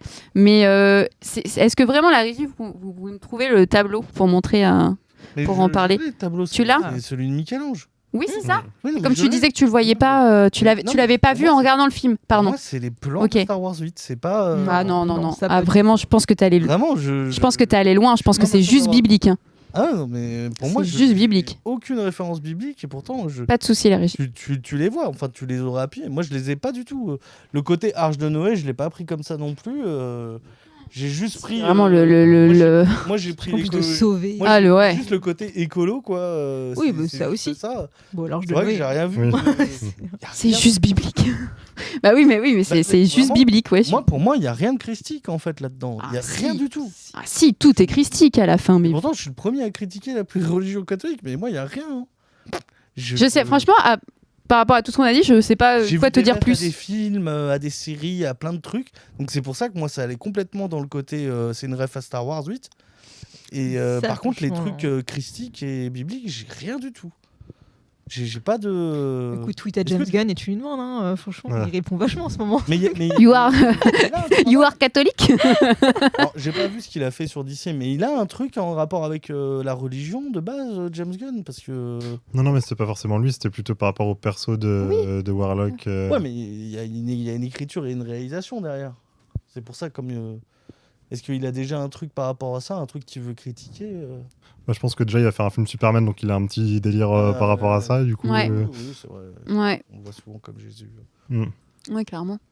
Dans sa série Peacemaker aussi, il en parle un peu de la religion et du rapport des Américains et la religion. Ouais, c'est vrai. Il y a un peu ça aussi. C'est surtout ça que je questionnais parce que j'ai pas vu Peacemaker et j'ai pas vu. C'est pas son thème principal non plus. Hein, et là non plus. Là, on en parle beaucoup dans le film. C'est pas un thème principal non plus, mais non, pas du tout. Clairement, voilà, la ref au tableau, la ref avec les animaux, le personnage de Warlock sont trois grosses. Thématiques qui abordent, qui font le pont avec des références bibliques. Voilà, c'est tout. En tout cas, plus biblique que Star Wars pour moi, hein, c'est sûr. Et que ça en revient avec le personnage de Warlock, comme le disait. Oui, exactement. En plus, c'est ça parce que je l'avais noté dans mes notes. Mais et le créateur est divin. Il en parle en plus. Ouais, non, mais mais oui, mais du coup, c'est un tout. Il faut que tu le vois où il y a toute une rêve biblique parce qu'il a dans son grand monologue de méchant, il explique vraiment qu'il veut recréer le monde à sa manière et qu'il y a un discours très divin. Je l'ai marqué dans mes notes. Hein. Il a un complexe divin, mégalomaniaque ultime. Ça, oui, il y a pas de problème. Mais c'est vrai que j'ai pas vu directement lui qui se prend pour un dieu. Ça j'ai, mais ça plein de fois, à plein d'exemples. Et même c'est un peu son envie d'être au-dessus de Dieu parce que lui il va créer les races parfaites avec son eugénisme primaire. Mais c'est vrai que moi j'ai pas vu de trucs, de choses christiques dans le film, quoi. Mais c'est peut-être moi. Mais ensuite, on est d'accord sur le fait que ça soit bien, mais on n'est quand même pas d'accord. C'est ça. Mais c'est bien, ça. C'est parce qu'on garde le même esprit. Et on peut peut-être revenir sur ce que disait Vicky, sur la notion d'espèce supérieure, parce qu'il y a vraiment eu une sorte de moment un peu bizarre où ils ont sauvé tous les enfants et que c'était vraiment acquis. Enfin, toutes les personnes. Donc du coup, quand on dit sauver, c'est que Nebula prend le contrôle du vaisseau du méchant. Après, voilà que donc Nebula prend le contrôle pendant que le maître de l'évolution est occupé avec Rocket et avec un duel un peu épique et final. Et il le colle à Nowhere avec tous les habitants qui réceptionnent les enfants. Donc voilà, un moment un peu symbolique pour récupérer tous les enfants. Et Rocket voit qu'il reste tout plein d'animaux avec le moment des raccoons. J'ai vu que dans le live, on n'a pas assez de raccoons. En plus, putain, mais Vicky, on est synchro. Merci, en plus, quand Rocket va voir tous les bébés raccoons, c'est adorable. C'est le moment où il se rend compte qu'il y a tout plein d'animaux. Et c'est vrai qu'il y a eu ce moment où on disait, mais est-ce qu'on les prend vraiment, quoi? Ce moment d'hésitation. Et peut-être là, le moment, quand tu disais référence un peu écologique, est-ce que c'est pas notre manière de voir les animaux du style, ils sont pas comme nous, on est un peu au-dessus d'eux. Ça vaut le coup de sauver des humains, mais les animaux, on va peut-être réfléchir. C'est vrai que c'était un peu. Oui, c'est totalement ça. Je pense que du coup, c'était plus le fait que ça prenne pas plus d'importance que ça pour les autres personnages du film, que c'est Rocket qui prend la décision de sauver tout le monde. Et qu'après, tu as un personnage qui balance mais je croyais qu'on devait sauver que les espèces supérieures. Et que finalement, c'est pas désamorcé, c'est désamorcé par personne. C'est juste, on a changé d'avis et passe à autre chose. Et surtout que juste avant, Rocket, il comprend qu'il est en fait un raccoon. Parce qu'il y a toujours la blague depuis le premier, quand Star-Lord dit ouais, t'es un raccoon, et tout fait non, mais je suis pas un raccoon. Et qu'en fait, là, il comprend. Et donc, de dire ouais, on sauve que les espèces supérieures, dans ce cas-là, en fait, on sauve. Là, moi, on arrête de me sauver. Voilà. Ouais, complètement. Aussi, Après, il est un peu bête, je suis désolée, mais. De quoi? Ça se voit que c'est un raton laveur depuis le début. Oui, ça, c'était la blague. Non, moi, je pensais que la blague, c'était juste parce qu'il pouvait parler et qu'il se considérait pas comme un animal directement. Ah oui. Espèce supérieure. Mais ouais. ça, mais... De toute façon, ça a mis un petit blanc, tout ça. Et Cosmo aussi, Moment Dogo. Moment Dogo, qu'est-ce que tu me racontes? Mais oui, mais en effet, c'est le chien Cosmo qu'on retrouve dans Gardien Galaxy de Noël, l'épisode de Noël, qui arrive à maintenir et le vaisseau et la Terre pour qu'il y ait le passage entre les deux. Donc, ah d'accord, pardon. Du coup, c'est vrai que on n'a pas parlé même ce perso-là qui fait partie aussi de l'équipe des Gardiens Galaxy, qui est proche aussi de Kraglin, qui est du coup le nouveau. On le voit dans le chien, scène on le voit dans la scène. Ouais, il est pas dans tout le film. C'est je sais plus comment il s'appelle, le mec là, joué par Benicio del Toro là, le collectionneur. Ouais, c'est ça exactement. C'est son lien, mais même comme ça, chaque perso, donc autant le chien, a son moment vachement épique. Parce que je disais tout à l'heure que c'est Nebula qui reprend le contrôle du vaisseau. Même, j'ai adoré le moment où elle développe son bras et elle maintient, et tu te rends compte qu'à elle seule, elle arrive à maintenir le vaisseau à flot. Quand Peter Quill connecté en USB, quoi. Développe ton USB aussi bien qu'elle et on verra. Il est sympathique, lui. Et puis même quand elle arrive à porter à bout de bras Peter Quill qui est mort. Alors c'est drôle parce que pesait 35 oui, mais alors c'est que j'ai vu la vidéo ce matin. L'actrice qui s'entraîne et qu'en fait c'est un mannequin super bien fait d'ailleurs. Du coup tu vois Star-Lord à côté qui fait tu me portes, et elle est comme ça. C'est bien. Il dit mais c'est vraiment moi parce que j'ai l'impression d'être plus petit. Il me dit non, tu te souviens, on t'a scanné. Non mais en tout cas ça marchait en termes de scènes épiques pour elle. Enfin vraiment je trouve qu'ils avaient chacun leur moment important, même Mantis, même Drax, Mantis notamment, qui arrive à contrôler d'énormes bêtes. Là, je ne saurais pas vous dire ça part de quel animal. Elle s'est retrouvée face à des dragons, elle a lancé un dé, elle a fait bon ça passe, c'est mes potes. Mais non, mais alors pour moi, cette scène-là, donc du coup c'est 3 énormes bêtes, ils se retrouvent coincés avec Drax, et pour moi c'est vraiment le symbole de il faut écouter l'autre, la compassion, parce que tout de suite, comme ils ont l'air méchants, ils ont tout pour être méchants. Tu te dis, la seule manière de faire face à ça, c'est de fuir. Et elle va aller de l'avant en disant, faut n'importe l'apparence de l'autre ou de ce qu'on peut penser. L'habit ne fait pas le moine, comme on dit. Pas mal. Ça revient souvent dans et moi je trouvais que c'était vachement fort. Le lapin, c'est ça. C'est beaucoup plus frontal, mais c'est vraiment ça. Ouais, complètement. Elle décide du coup de les toucher, de vraiment comprendre leur souffrance, comme elle a fait avec Drax dans le volume 2. Et pareil, elle a son moment épique où elle arrive. Est-ce que Drax aussi a un moment épique? Mais là tout de suite, je m'en souviens plus. Mais Drax, il y a tout le temps des moments épiques. Oui, c'est vrai. Après, il y a vraiment leur. C'est épique. Ouais. En général. Oh le pauvre. Il y a le moment où on a tous cru qu'il allait mourir. D'ailleurs, il y a des moments où on a un moment où on pense qu'il y en a un, il va mourir. Ça, on s'y attendait. Parce que justement, parlons-en, personne n'est mort. Enfin, si. Tellement voulu. Toute une planète. Il va me le dire. Écoute, moi, j'ai toute une planète, mais c'est vrai qu'on aurait. Non. Alors, franchement, moi, j'ai suivi de loin les bandes annonces parce que ça me saoule de regarder toutes les bandes annonces. Surtout que maintenant, pour un film du MCU, t'en as 3. Mais on nous teasait depuis un petit moment, il y a une personne des Gardiens de la Galaxie qui sont morts. Résultat, il y a personne qui est mort. Je pense d'ici, ils ont fait. Ça vous a posé non, problème ou pas? Ouais. Ok. Pourquoi? Bah parce que j'aime bien quand c'est. D'accord. Non. C'est rare que tu dises que parce que toi, t'es malade. Ah non, tu veux que je te fasse une antithèse? Alors oui, en fait, c'est parce que selon la souffrance émotionnelle qu'on pouvait avoir dans les rapports théoriques de Freud. Vous pouvez couper en son micro, la régie, s'il vous 1889, plaît. Je pense que tout ce qu'on peut voir dans Marvel, c'est du DC en fait. Quoi? Ça n'a aucun sens que je. Ah ouais, Oui, d'accord, c'est pour parce ça. que- Mais pourquoi tu fais ça? Parce que tu m'as demandé. 2 secondes. Je reprends le chat parce que là, tu m'énerves. On est d'accord, Cosmos et Leica. Oui, c'est ça. Oui, c'est ça. C'est complètement la référence. Et Vicky, on m'a dit que non, qu'apparemment il y avait eu plusieurs chiens envoyés dans l'espace. Ouais. Ça me rend... Oui, en effet, comme il y a eu Et- plusieurs singes, plusieurs animaux. Il y a eu des chats aussi. Ouais, Ah, non. ouais, mais plus des Ouais. chiens. Des singes. Des ratons laveurs, il paraît. Ouais. Des ratons. Bah, même pas. Ils ont les explosés dans les combien en fait. Tu vois, Non, mais vous Max, voyez cette méchanceté? Tu es un monstre. En plus, il me regarde avec son petit. Je sais. Ça te fait souffrir. Hein. Christopher Waltz dans Inglourious Basterds. Je me suis donné un coup sur la dent avec le micro, putain. Ça m'a fait mal. Et donc, qu'est-ce qu'on... Ça a posé une question. Par rapport au qui est pas de mort. Deuxième point, Godwin, plus Oui. subtil. Mm. Ah, mais c'est leur délire, là. Moi, je me suis plus là. J'abandonne le chat, je vous le dis. Moi, c'est le fait qu'il n'y ait pas de mort, parce que c'est clair qu'on s'y attendait. Non, en effet. Vu que c'était la fin de la trilogie, qu'ils l'ont teasé. Surtout qu'ils ont teasé comme il y avait des acteurs qui revenaient pas, tout ça, on se dit bon, qui va mourir. Et à la fois, je trouve ça bien qu'il n'y en ait pas, parce que ça déjoue le truc justement facile. Allez, c'est la fin, on tue un personnage comme ça, on passe à autre chose. Mais en même temps, là, vu qu'à la fin, on comprend clairement que les gardiens, enfin, tels qu'on les a connus, c'est fini. Et je trouve que symboliquement, ça aurait été plus percutant s'il y avait eu un mort ou une morte, pour qu'ils se séparent. En fait, qu'ils Ouais, reviennent pas, en fait. Enfin, ce que je trouve là, ça laisse trop la porte ouverte à.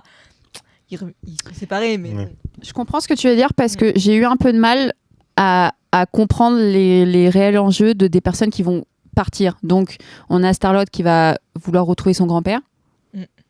D'accord. Il y a Gamora qui lui a dit une référence, je crois, à son grand-père ou Nebula, ou je sais plus. Et là, d'un coup, il se réveille, il s'est dit bon, bah, je vais aller voir papy. Avant qu'il meure. Vu comment il disait. Voilà. Ils en parlent, je crois, il en parle. Il y a une, un peu il y a- dans le cours aussi. Je suis pas sûr. Dans le court-métrage. Ouais. Possible, mais en tout cas, moi, ça m'a pas autant marqué pour qu'à la fin, ça soit vraiment un leitmotiv. Mantis qui décide là d'un coup de penser à elle, mais d'un coup. Parce Ouais, que mais, elle, je suis désolée, pendant tout le film, elle a l'air d'être très bien dans l'équipe, elle est proche de Drax. Je comprends pas pourquoi elle se barre, Ouais, mais réellement. elle a ce truc d'être un peu suiveuse. Moi, il y a un qui me choque. Hein, Oui, mais c'est... Ouais, mais tu vois, genre, comme elle suit tout le monde et que tout le monde veut se barrer, bah, je trouve ça logique qu'elle suive et qu'elle se barre aussi, en fait. Oui, mais elle Non, se mais barre après, toute seule. Suiveuse Oui, aussi, mais... non, d'accord. Oui, Non, mais ouais, c'est- ouais. Non, mais ouais. Vraiment, C'est vrai. elle a ce truc un peu. On l'a dit comme ça, ouais. Dit comme ça, c'est ça. C'est. à Laisse-la vivre sa vie. Bon, on se calme, Vicky, déjà. Oui, elle peut vivre sa vie. Je dis juste que... Mais- Je viens de me faire agresser. Mais c'est vrai que, Gratuitement. actuellement, en vrai, ça aurait pu être cool, tu vois, de tous les voir. Mais non, mais attends, Alors, on est passé à. Non, mais- Et l'autre, non mais attends, juste pause. L'autre me fait du ouin-ouin parce que toute une planète y meurt et comme il s'est lié à une famille, c'est la catastrophe. Et là, il me dit non, mais moi je C'est pas préfère pareil. que toute l'équipe C'est pas meure. pareil, là on est sur le plan émotionnel, sur autre chose. Voilà, j'ai tout fait sur tomber. l'émotion plus humaine, alors que là on est sur on est sur de l'émotionnel mais plus scénaristique par rapport au. C'était le dernier épisode, ça aurait pu être intéressant comme t'as dit. Mais moi je suis beaucoup plus hardcore en fait.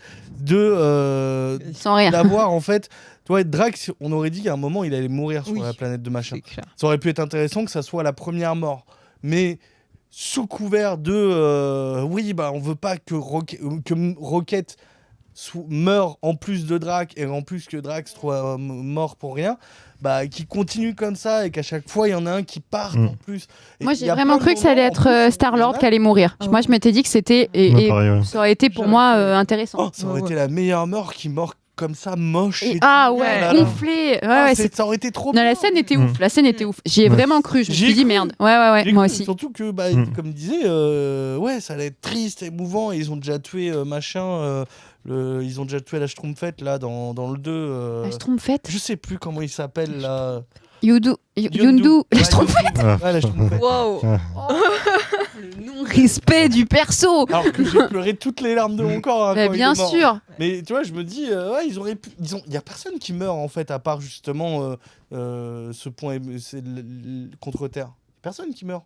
Non, de personnages. Non, de Bah, le personnages. Même dans le les méchant, ouais. Ouais, il y a le méchant, il y a juste le méchant. Si, bah, il y a le grand méchant qui Non, mais meurt. dans Ouais. les autres, ah si, il en tue un à un moment. Si. Mm. Mais du coup, on se retrouve sans ça, même si c'est vrai que le moment de Star-Lord dans l'espace, là où il devient tout gonflé, évidemment, il est assez. D'ailleurs, il a pas son casque. Je crois qu'il l'a perdu dans Endgame, non Ouais. D'accord. Il y Ouais. a un truc. Ok. ouais. Ouais, il y a On un l'a truc pas où revu, il même a dans été- la promo. Où il a été cassé ou je sais pas Ouais, quoi, hein. mais Mm. comme Gamora, je m'en souvenais plus, donc je m'en souviens plus. Et du coup, il y a Darek qui nous dit en vrai, je suis content qu'il n'y ait pas eu de mort. Je trouve que ça permet de nous imaginer un peu comment les persos vont évoluer tout seuls. Et puis, ça devient un peu facile de tuer un perso à la fin d'une saga.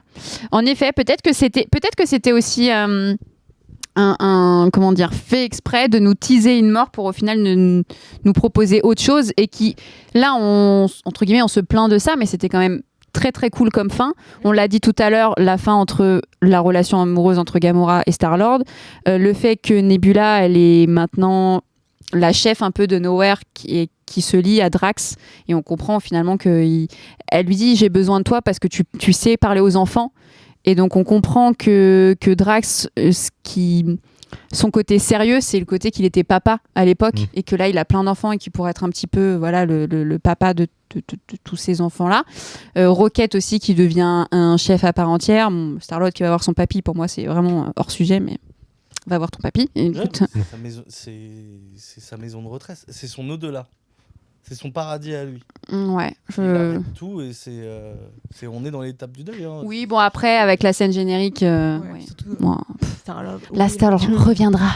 Oh, on s'en doutait pas. Bah non. Surprise. Moi en vrai non. Ah bon bah, Tu le laisses vivre, c'est sûr qu'il revient. Chris Pratt, je crois qu'il a fait la moi, même j'avais un déclaration doute, hein. que Bautista. Hein. Ouais. Il a dit qu'il en avait marre et qu'il voulait plus, tu vois. Parce que quand j'ai vu ça, j'étais putain. Ouais. C'est mon Qui reviendra. Ah ouais. Ce qui est marrant, c'est qu'il a dépensé des efforts monumentaux pour avoir le rôle et que maintenant il en avait marre, quoi. Ouais. Après, il a fait quand même beaucoup de films hein, hors des Gardiens de la Galaxie. Il apparaît dans les Oui. Avengers, etc. Donc ça fait quand même. Tous les acteurs ont ressenti ça. Hein. Chris Evans, il a voulu. Évidemment, c'était une fin pour le héros de Captain America, mais c'était aussi bien pour les acteurs comme Robert Downey Jr. Enfin, voilà, ça devient éprouvant et physiquement et mentalement. Et puis, tu as peut-être aussi, comme Tom Holland, qui a voulu faire une pause, je crois, à un moment pour faire d'autres projets cinématographiques. Faire autre chose. Exactement. C'est Ouais, prenant ouais. de faire. Je crois qu'on y a des clauses qu'ils n'ont pas le droit de faire autre chose pendant tel moment Mm. parce qu'ils doivent être disponibles. Ouais, complètement. Mais ouais, non. Puis quand t'es acteur, t'as peut-être envie qu'on te file des rôles un peu plus ambitieux ou quoi, plutôt qu'être plutôt enfermé dans certains archétypes. Puis il y a Ouais. un moment où tu as envie de partir vite parce que sinon tu vois tes collègues qui ont du mal à se défaire d'un rôle et qui vont rester bloqués là-dedans. Et ça se voit depuis toujours, hein, des rôles qui collent à la peau. Et faut peut-être partir à un moment quand c'est encore possible. Puis James Gunn, il s'est barré. Non, ils auraient dû les tuer. Et du coup, Moi, qu'est-ce que...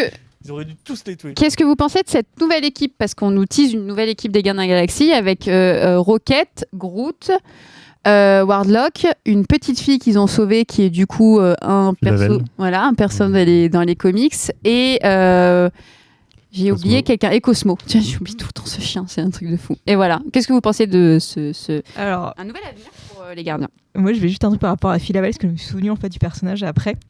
Et j'ai un petit souci, ça c'est mon truc, parce qu'en fait elle est lesbienne dans les comics. Ok. Oui. Et en fait j'ai un petit souci avec les personnes lesbiennes dans LGBT+, dans le MCU, parce qu'il y a aussi America Chavez. Oui. Et en fait Oui. ils les rajeunissent à chaque fois. Et en fait c'est pour un peu les désexualiser et empêcher qu'on voit Et certaines en fait scènes. quand j'ai capté que c'était elle après, Ouais. ça m'a gonflé en fait. Parce que dans les comics, elle apparaît du coup beaucoup plus... Elle est, vieille. ouais, elle a la trentaine et elle est en couple. Je pense que ils les rajeunissent juste pour une raison, Pour les avoir plus longtemps. pour les avoir plus longtemps. Je pense qu'il y a aucun rapport non de- mais je pense qu'il y a le aucun rapport de désexualisation. Stranger Things, c'est un vrai exemple où ils se sont fait avoir en ayant pris des enfants jeunes qui finalement qui ont trop grandi mais que ça se passait toujours au collège, lycée, qui se retrouvent avec une fin de saison 4 où on est censé se taper des jeunes, Ouais, ils sont- tu vois, ils ont plus de 20 ans quoi. Enfin, tu vois, l'autre il fait Ouais, 1m12. Parce que Non, mais tous, il y a le même effet là actuellement. Il y a la saison 2 qui vient de sortir. c'est censé se passer directement après. T'as vu, tout le monde a pris 2 ou 3 ans dans la gueule. T'as en mode, ah ouais, le côté enfant merveilleux, tout ça. Après, je pense qu'il y a un peu des deux. Je pense que je suis d'accord avec toi et aussi, je pense aussi qu'il y a un côté pratique. C'est clair. C'est bizarre parce que ensuite, si on suit la logique de Disney, je sais pas trop leur. Ils sont plutôt en mode tout le monde ensemble. Je pense vraiment il y a que un côté monétaire. Parce que là, ils ont sorti une histoire originale, un anime qui s'appelle Tengoku Daimakyo, où ils parlent sur un fond, ils parlent de transidentité, ils parlent de relations LGBT. Et quoi ça c'est ça que j'ai demandé. C'est sur quelle plateforme Disney. Oui, sur Disney. Là, on te parle de cinéma, de grand public et de mettre en avant des relations. En plus, il y a beaucoup plus de séries LGBT, perso. Oui, mais c'est Disney. C'est même. Ouais, mais c'est pas. Oui, mais c'est pas le cinéma. C'est pas la même chose. C'est pas pareil. On a du mal au grand public. Ils font un pied de nez tout le temps aux haters, sinon il y a plein de trucs qui. Non, mais on n'arrive pas à mettre au cinéma devant un grand public parce que c'est ça qu'on cherche. On cherche à toucher un public familial, une relation. LGBTQ+, classique, et ça s'est prouvé avec le film Buzz l'éclair, où on le fait de manière classique et que c'est déprogrammé dans certains pays. Ça l'a pas été en France. Je suis désolée, 2 c'est déjà trop. Il y a des films qui sont déprogrammés dans beaucoup plus. Oui, mais combien même ils ont du mal à le faire. Buzz l'éclair, ils l'ont fait, certes, mais ils sont pas beaucoup de films à avoir pris cette décision-là, et ils le font toujours pas assez dans le MCU. Ils sont dans les grosses sagas, quoi. Voilà. Ouais. Oui. Ensuite, on te prend pas au piège. Hein, ils le font quand même. Ça a été déprogrammé en Chine, mais ils ont quand même sorti le film. Ça les a pas empêchés. Oui, non, mais là, je prenais l'exemple de Buzz l'éclair, mais en l'occurrence, dans le MCU, pareil, le cas de America Chavez et même de ses parents, c'est vraiment passé sous silence, quoi. On le montre pas. Ça, pour moi, ça reste très tabou de montrer une. America Chavez, ça fait vraiment partie de son identité. Alors, vraiment. Ouais. Elle est engagée dans tout ça. Faut me remettre. C'est le Doctor Strange Madness in the Multiverse. Ah oui, d'accord, ok. Oui. Le personnage qui sert pas à grand chose. Oui, en plus. Dans le film. C'est vrai. Ça, c'est autre chose. Ouais. Mais on parlait aussi de l'équipe. Oui, pour l'équipe, ouais. Après, ça va être dur, je pense, vu la configuration, de faire un film avec ces nouveaux personnages. Tu crois pas trop ? Une série. Ouais. Je vois plus une série. Parce qu'ils ont quand même besoin d'une tête d'affiche. Ils avaient Chris Pratt, là, Zoé Saldana, là. Ouais. Rocket suffit pas pour toi ? Pour moi, oui. Mais. Question à toi. Rocket suffit pas à toi ? Marceau. Non. Voilà. La violence du mec, putain. Donc, non, tu vois pas de suite de films avec cette équipe ? Je pense pas, honnêtement. C'est comme quand ils nous avaient teasé les nouveaux Avengers et que finalement on les a pas encore et on se tape encore les anciens de temps en temps. Ouais, c'est vrai. Pour moi, ils arriveront jamais à faire un film avec, comme tu dis, il manque trop de têtes d'affiche, il manque des personnages forts, même si c'est des personnages cool. Pour l'instant, ils sont pas au niveau des anciens et ils souffriront toujours du comparatif. Alors, je pense qu'on les verra jamais tout seul, en tout cas dans cette configuration-là. Ça passerait bien en série, le chat aussi, je pense que oui. Hein. Ouais. Moi, je pense que vraiment, c'est qu'un truc pour une série. Et de toute façon, ça enchaîne même avec la scène post-générique où on comprend que Star-Lord reviendra. En fait, lui reviendra en film. Je pense que lui reviendra en film, mais que l'équipe de Gardiens Galaxy, elle restera en série. Hein. Je vois pas ce qu'ils vont faire en film encore avec lui, là. Ça va me saouler, mais... Je pense que ça serait série aussi pour lui. Tu penses ? Ouais, Chris Pratt. Je pense pas. Il reviendra pas pour une série. Non. Il a un ego quand même. Ouais. Je sais pas, Ewan McGregor, il est revenu pour faire un Obi-Wan nul. Mais Ewan McGregor, il a pas le même... je sais pas. Je le connais pas, j'aimerais bien, mais mais je pense pas il a la même mentalité que Chris Pratt. C'est-à-dire ? Je pense que Chris Pratt a un plus gros ego et qu'il voudra pas juste tourner dans une série et qu'il voudra revenir en tant que personnage principal sur un film. Pareil, je ne le connais pas, mais... Ah ouais, un gros ego ? Ah ouais, puis Ewan McGregor, il était aussi un peu en perte de vitesse au niveau de sa carrière avant il a redit oui. Ouais, quand même. Ouais, c'est vrai qu'il n'était pas forcément... Le personnage d'Obi-Wan, il l'a jamais caché, donc je pense que c'était plus pour l'amour du personnage. Ils s'en foutaient un peu de... Mais il y en avait 2 des scènes post-génériques, là. J'en oublie une, parce qu'il y a celle de Star-Lord. Et celle... de l'équipe et Star-Lord. Il y a l'équipe, ouais. Ah oui, c'est ça, d'accord. Oui, donc il y a l'équipe et... Ok, d'accord. Après, il y a quand même Nebula dans l'équipe. quand même. Je sais pas, vu qu'elle a quand même. Oui, Nebula. Oui. Acquis un. La Nebula, elle reste sur Nowhere. Et Non, elle... Nebula, c'est Nowhere. Non, Nebula est pas dans les Gardiens de la Galaxie, Ouais. pardon. Elle est sur Nowhere avec Drax. Elle est Ah ouais, sur non, Nowhere mais avec vraiment- Drax. Oui, bonne. Euh, C'est mon dernier Mais espoir. ça peut marcher de ouf en série, en vrai. Oui, je pense, ouais. Parce qu'il y a Nowhere et ces gardiens-là, en série, sur un truc un peu développé, ça peut être ultra intéressant. Mais pas un film. Ouais. Mais je pense qu'il faut qu'ils arrêtent les films, en fait, Disney. En tout cas, en faire beaucoup Disney, moins, en et je suis général. tout à fait d'accord. D'accord. Je suis d'accord d'en Non, faire mais beaucoup moins. je pense que leur format série colle plus à ce qu'ils ont en ce moment en production. Et ce Mhm. qu'ils aimeraient développer et qu'ils peuvent pas développer en film parce qu'ils n'ont pas le temps. Et je pense que ça collerait mieux sur... Je suis d'accord. En plus, c'est lié à ce que dit Darek qui nous dit en fait, c'est un peu comme pour les comics et les différentes versions des persos. Il y a une nouvelle équipe, mais on les verra en arrière-plan d'un autre gros film. Donc, en fait, tu as deux directions. Tu as l'ambiance série où tu développes beaucoup plus de personnages, où tu as un peu plus de temps. Du coup, il peut devenir plus familier avec le grand public. Et puis, tu as les grosses têtes d'affiche et les films. Mais clairement, faire moins de films. Il y en a beaucoup trop. Pour moi, il y a beaucoup trop de films du MCU. Oui, mais depuis pas mal d'années. Bah, Oui. Bah, depuis tout le moment Avengers, peut-être. Ouais. Ouais. Parce Mm. que au moment d'Iron Man, Captain America, Non, oui, Hulk, là, ça- c'était quand même. Au début, c'était beaucoup. stylé. Là, vraiment, t'en as tous les 2 mois. Hein. Mm. Tous les 2-3 mois. vous voyez une fin, là, actuellement Une fin. Bah, Marvel. Une fin Marvel Bah non. Non. Bah non, C'est quel Oui, effet. Captain, les Gardiens de la Galaxie, là. Ils avaient une... Ouais, non, mais, non, mais dans tout Marvel, vous voyez une fin? Vous voyez un dernier film? Non, mais Bah non, mais en même temps. C'est plus il y a- possible. Quand ils gagneront plus d'argent. C'est c'est- vraiment. C'est clair. truc, ils vont conclure. Mm. Non, mais ils vont. Non, pas forcément. Tu conclus des arcs avec tes héros et t'arrêtes. Ouais, mais... Héros et héroïnes. Personne ne l'acceptera, déjà, je pense.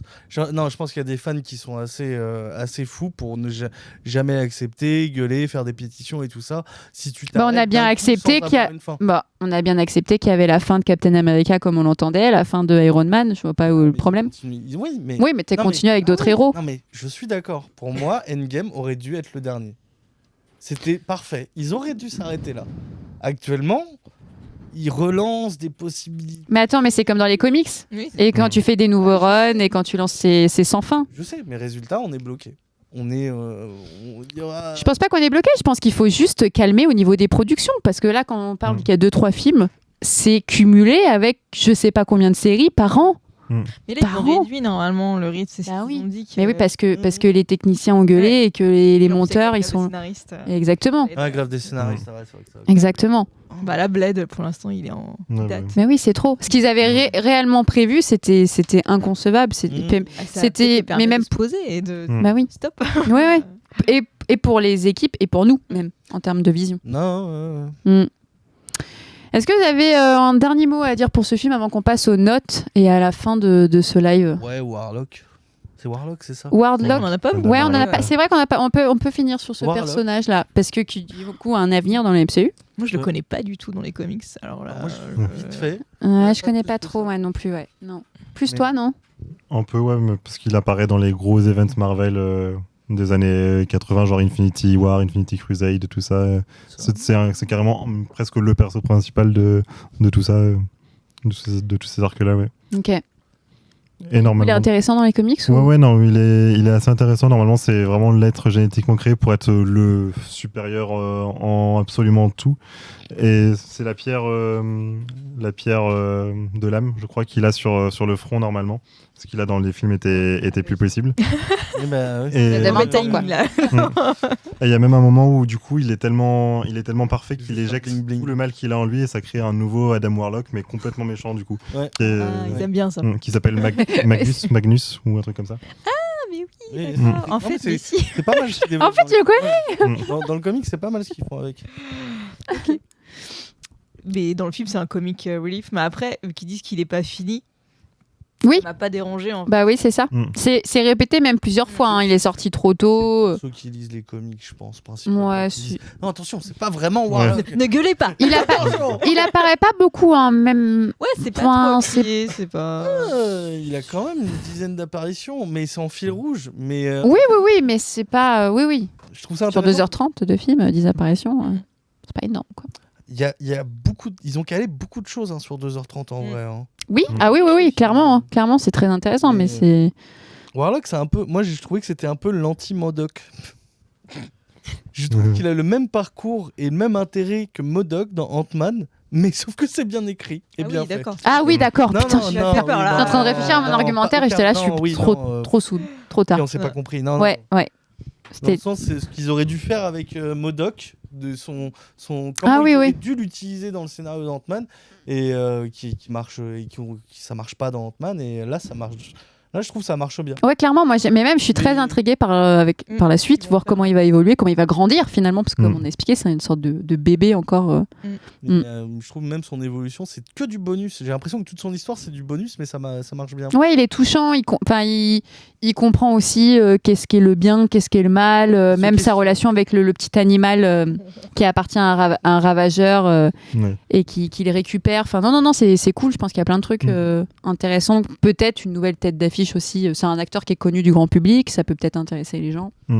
À voir, c'est peut-être lui aussi avec Rocket qui vont emmener du public sur la série. Vicky qui nous dit trop envie de voir le vilain Adam, même moi, et Darek qui nous dit même moi qui connais un peu le perso, ça ne m'a pas dérangé que Warlock soit un peu débile, ça marche bien dans le film. En effet, ça fonctionne bien dans le film et ça permet d'avoir une plus grande évolution par la suite, et de toute façon on sait très bien que maintenant dans les films on nous met certaines choses pour nous teaser des choses par la suite, quoi. Il tease longtemps quand même avec Warlock, mais... oui, comme Kang. C'est pareil, ça va être long. Ok, que ce soit ici dans le chat, que ce soit ici ou dans le chat, des notes pour Gardien Galaxy volume 3, Marceau. 7,5 sur 10. D'accord. Voilà. Je pensais que t'allais mettre une petite phrase de fin pour englober cette note. Juste, je trouve que James Gunn a quand même bien fait le travail sur toute la trilogie, ce qui est quand même un exploit, parce que c'est comme s'il avait créé son petit univers à lui, à l'intérieur de Marvel. C'est clair. C'est cool, c'est rafraîchissant, c'est sans doute la saga la plus constante chez Marvel, celle auquel il faudrait pas retirer un volet, même si évidemment les films ont quelques défauts. Et c'est pas mal d'avoir fait ça avec les pressions qui sont inhérentes à l'univers Marvel, c'est très fort. Ok, Florian 8. Ok, ouais, super. Vraiment comme je dis, des films qui m'ont le plus touché, même la trilogie en soi, comme disait Marceau, très bien construite, très émouvante, et voilà, 8. Je dirais un bon 3. Non, je te crois plus. Non, là c'est mort. Après, c'est nul. Okay, non. 4. Non, mais par contre, le conique de répétition, ça ne te va pas, donc. En vrai, c'est compliqué parce que je trouve qu'il y a des très bonnes idées. Ouais, non, mais je vais pas donner une note. Tu me connais, tu peux pas. C'est le but du jeu. Tout le monde le fait, les gens le font dans le chat, tu le fais. J'ai l'impression de donner une bonne note, c'est trop pour lui.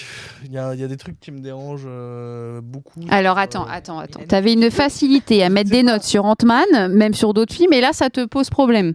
Je ne te comprends. Alexis, tu es un mystère. Pour moi, c'est point d'interrogation sur 20, je dirais. En plus. Non. De toute façon, c'était obligé qu'il y ait un truc. C'était trop parfait, ce live. Ok, je vais essayer de donner une note. Je dirais un 7 ou un 8. Il y a pas mal de défauts, mais il y a des trucs très très cool. Super. C'est bien. C'est bien. Je suis pas sûr, en fait. Faudrait que je le regarde encore. Va au cinéma. Ok, pour moi, c'est un 8. J'ai passé un très très bon moment. Je le conseille à plein de personnes. J'adore la conclusion de chaque perso et des Gardiens de la Galaxie au global. Et pareil, une très bonne trilogie. Et c'est quand même... ça fait un petit moment que j'avais pas passé un aussi bon moment en regardant un film du MCU. Donc c'est cool. Depuis les Gardiens de la Galaxie 2. Ouais, c'était très bien. Qu'est-ce que dire ? Depuis les Gardiens de la Galaxie 2. Ouais, c'est ça. C'est ça. Ouais, non, vous êtes dur ici. Vous êtes dur et on me critique sur moi qui met des notes et tout, mais non, mais toi, t'es spécial. On a dit pas que les espèces supérieures. Merci, Alex. J'ai compris, hein. Oui. Vicky qui nous dit 7 sur 10. 8 pour la régie. Trop d'animaux morts à mon goût, je suis bien d'accord. Toremi 10 avec plus de raccoon, Florian, Planète évidemment. d'animaux qui sont dans- La psychothèque, c'est bien le meilleur. 3 sur 10, vu qu'il a pas vu le film, il attend de le voir pour avoir une note définitive. Donc ça, c'est... Enfin, il a raison. Hein. Et donc, j'ai l'argument, il est parti, là, c'est bon, je suis fatiguée. La note du stagiaire, j'étais le stagiaire depuis le début. Oh mon Dieu 8 sur 10, très bien. Plot twist, ils sont déchaînés dans ce chat, c'est magnifique. Digne de Scooby-Doo. Eh ben, finissons ce live en disant que ce live était digne d'une enquête à la Scooby-Doo. Le conservateur du musée. Hein? Qu'est-ce que tu me parles de C'est souvent ça dans les... conservateur du... Ah oui, c'est vrai. Bah, c'est lui le conservateur du musée. C'est lui.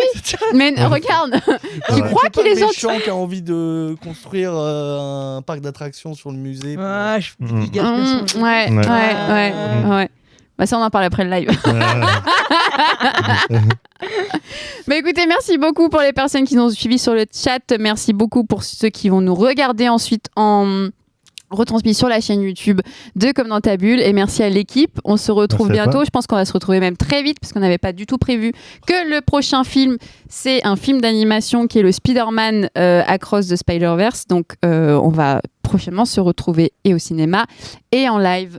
À bientôt. Salut. Salut. Pourquoi tu rigoles?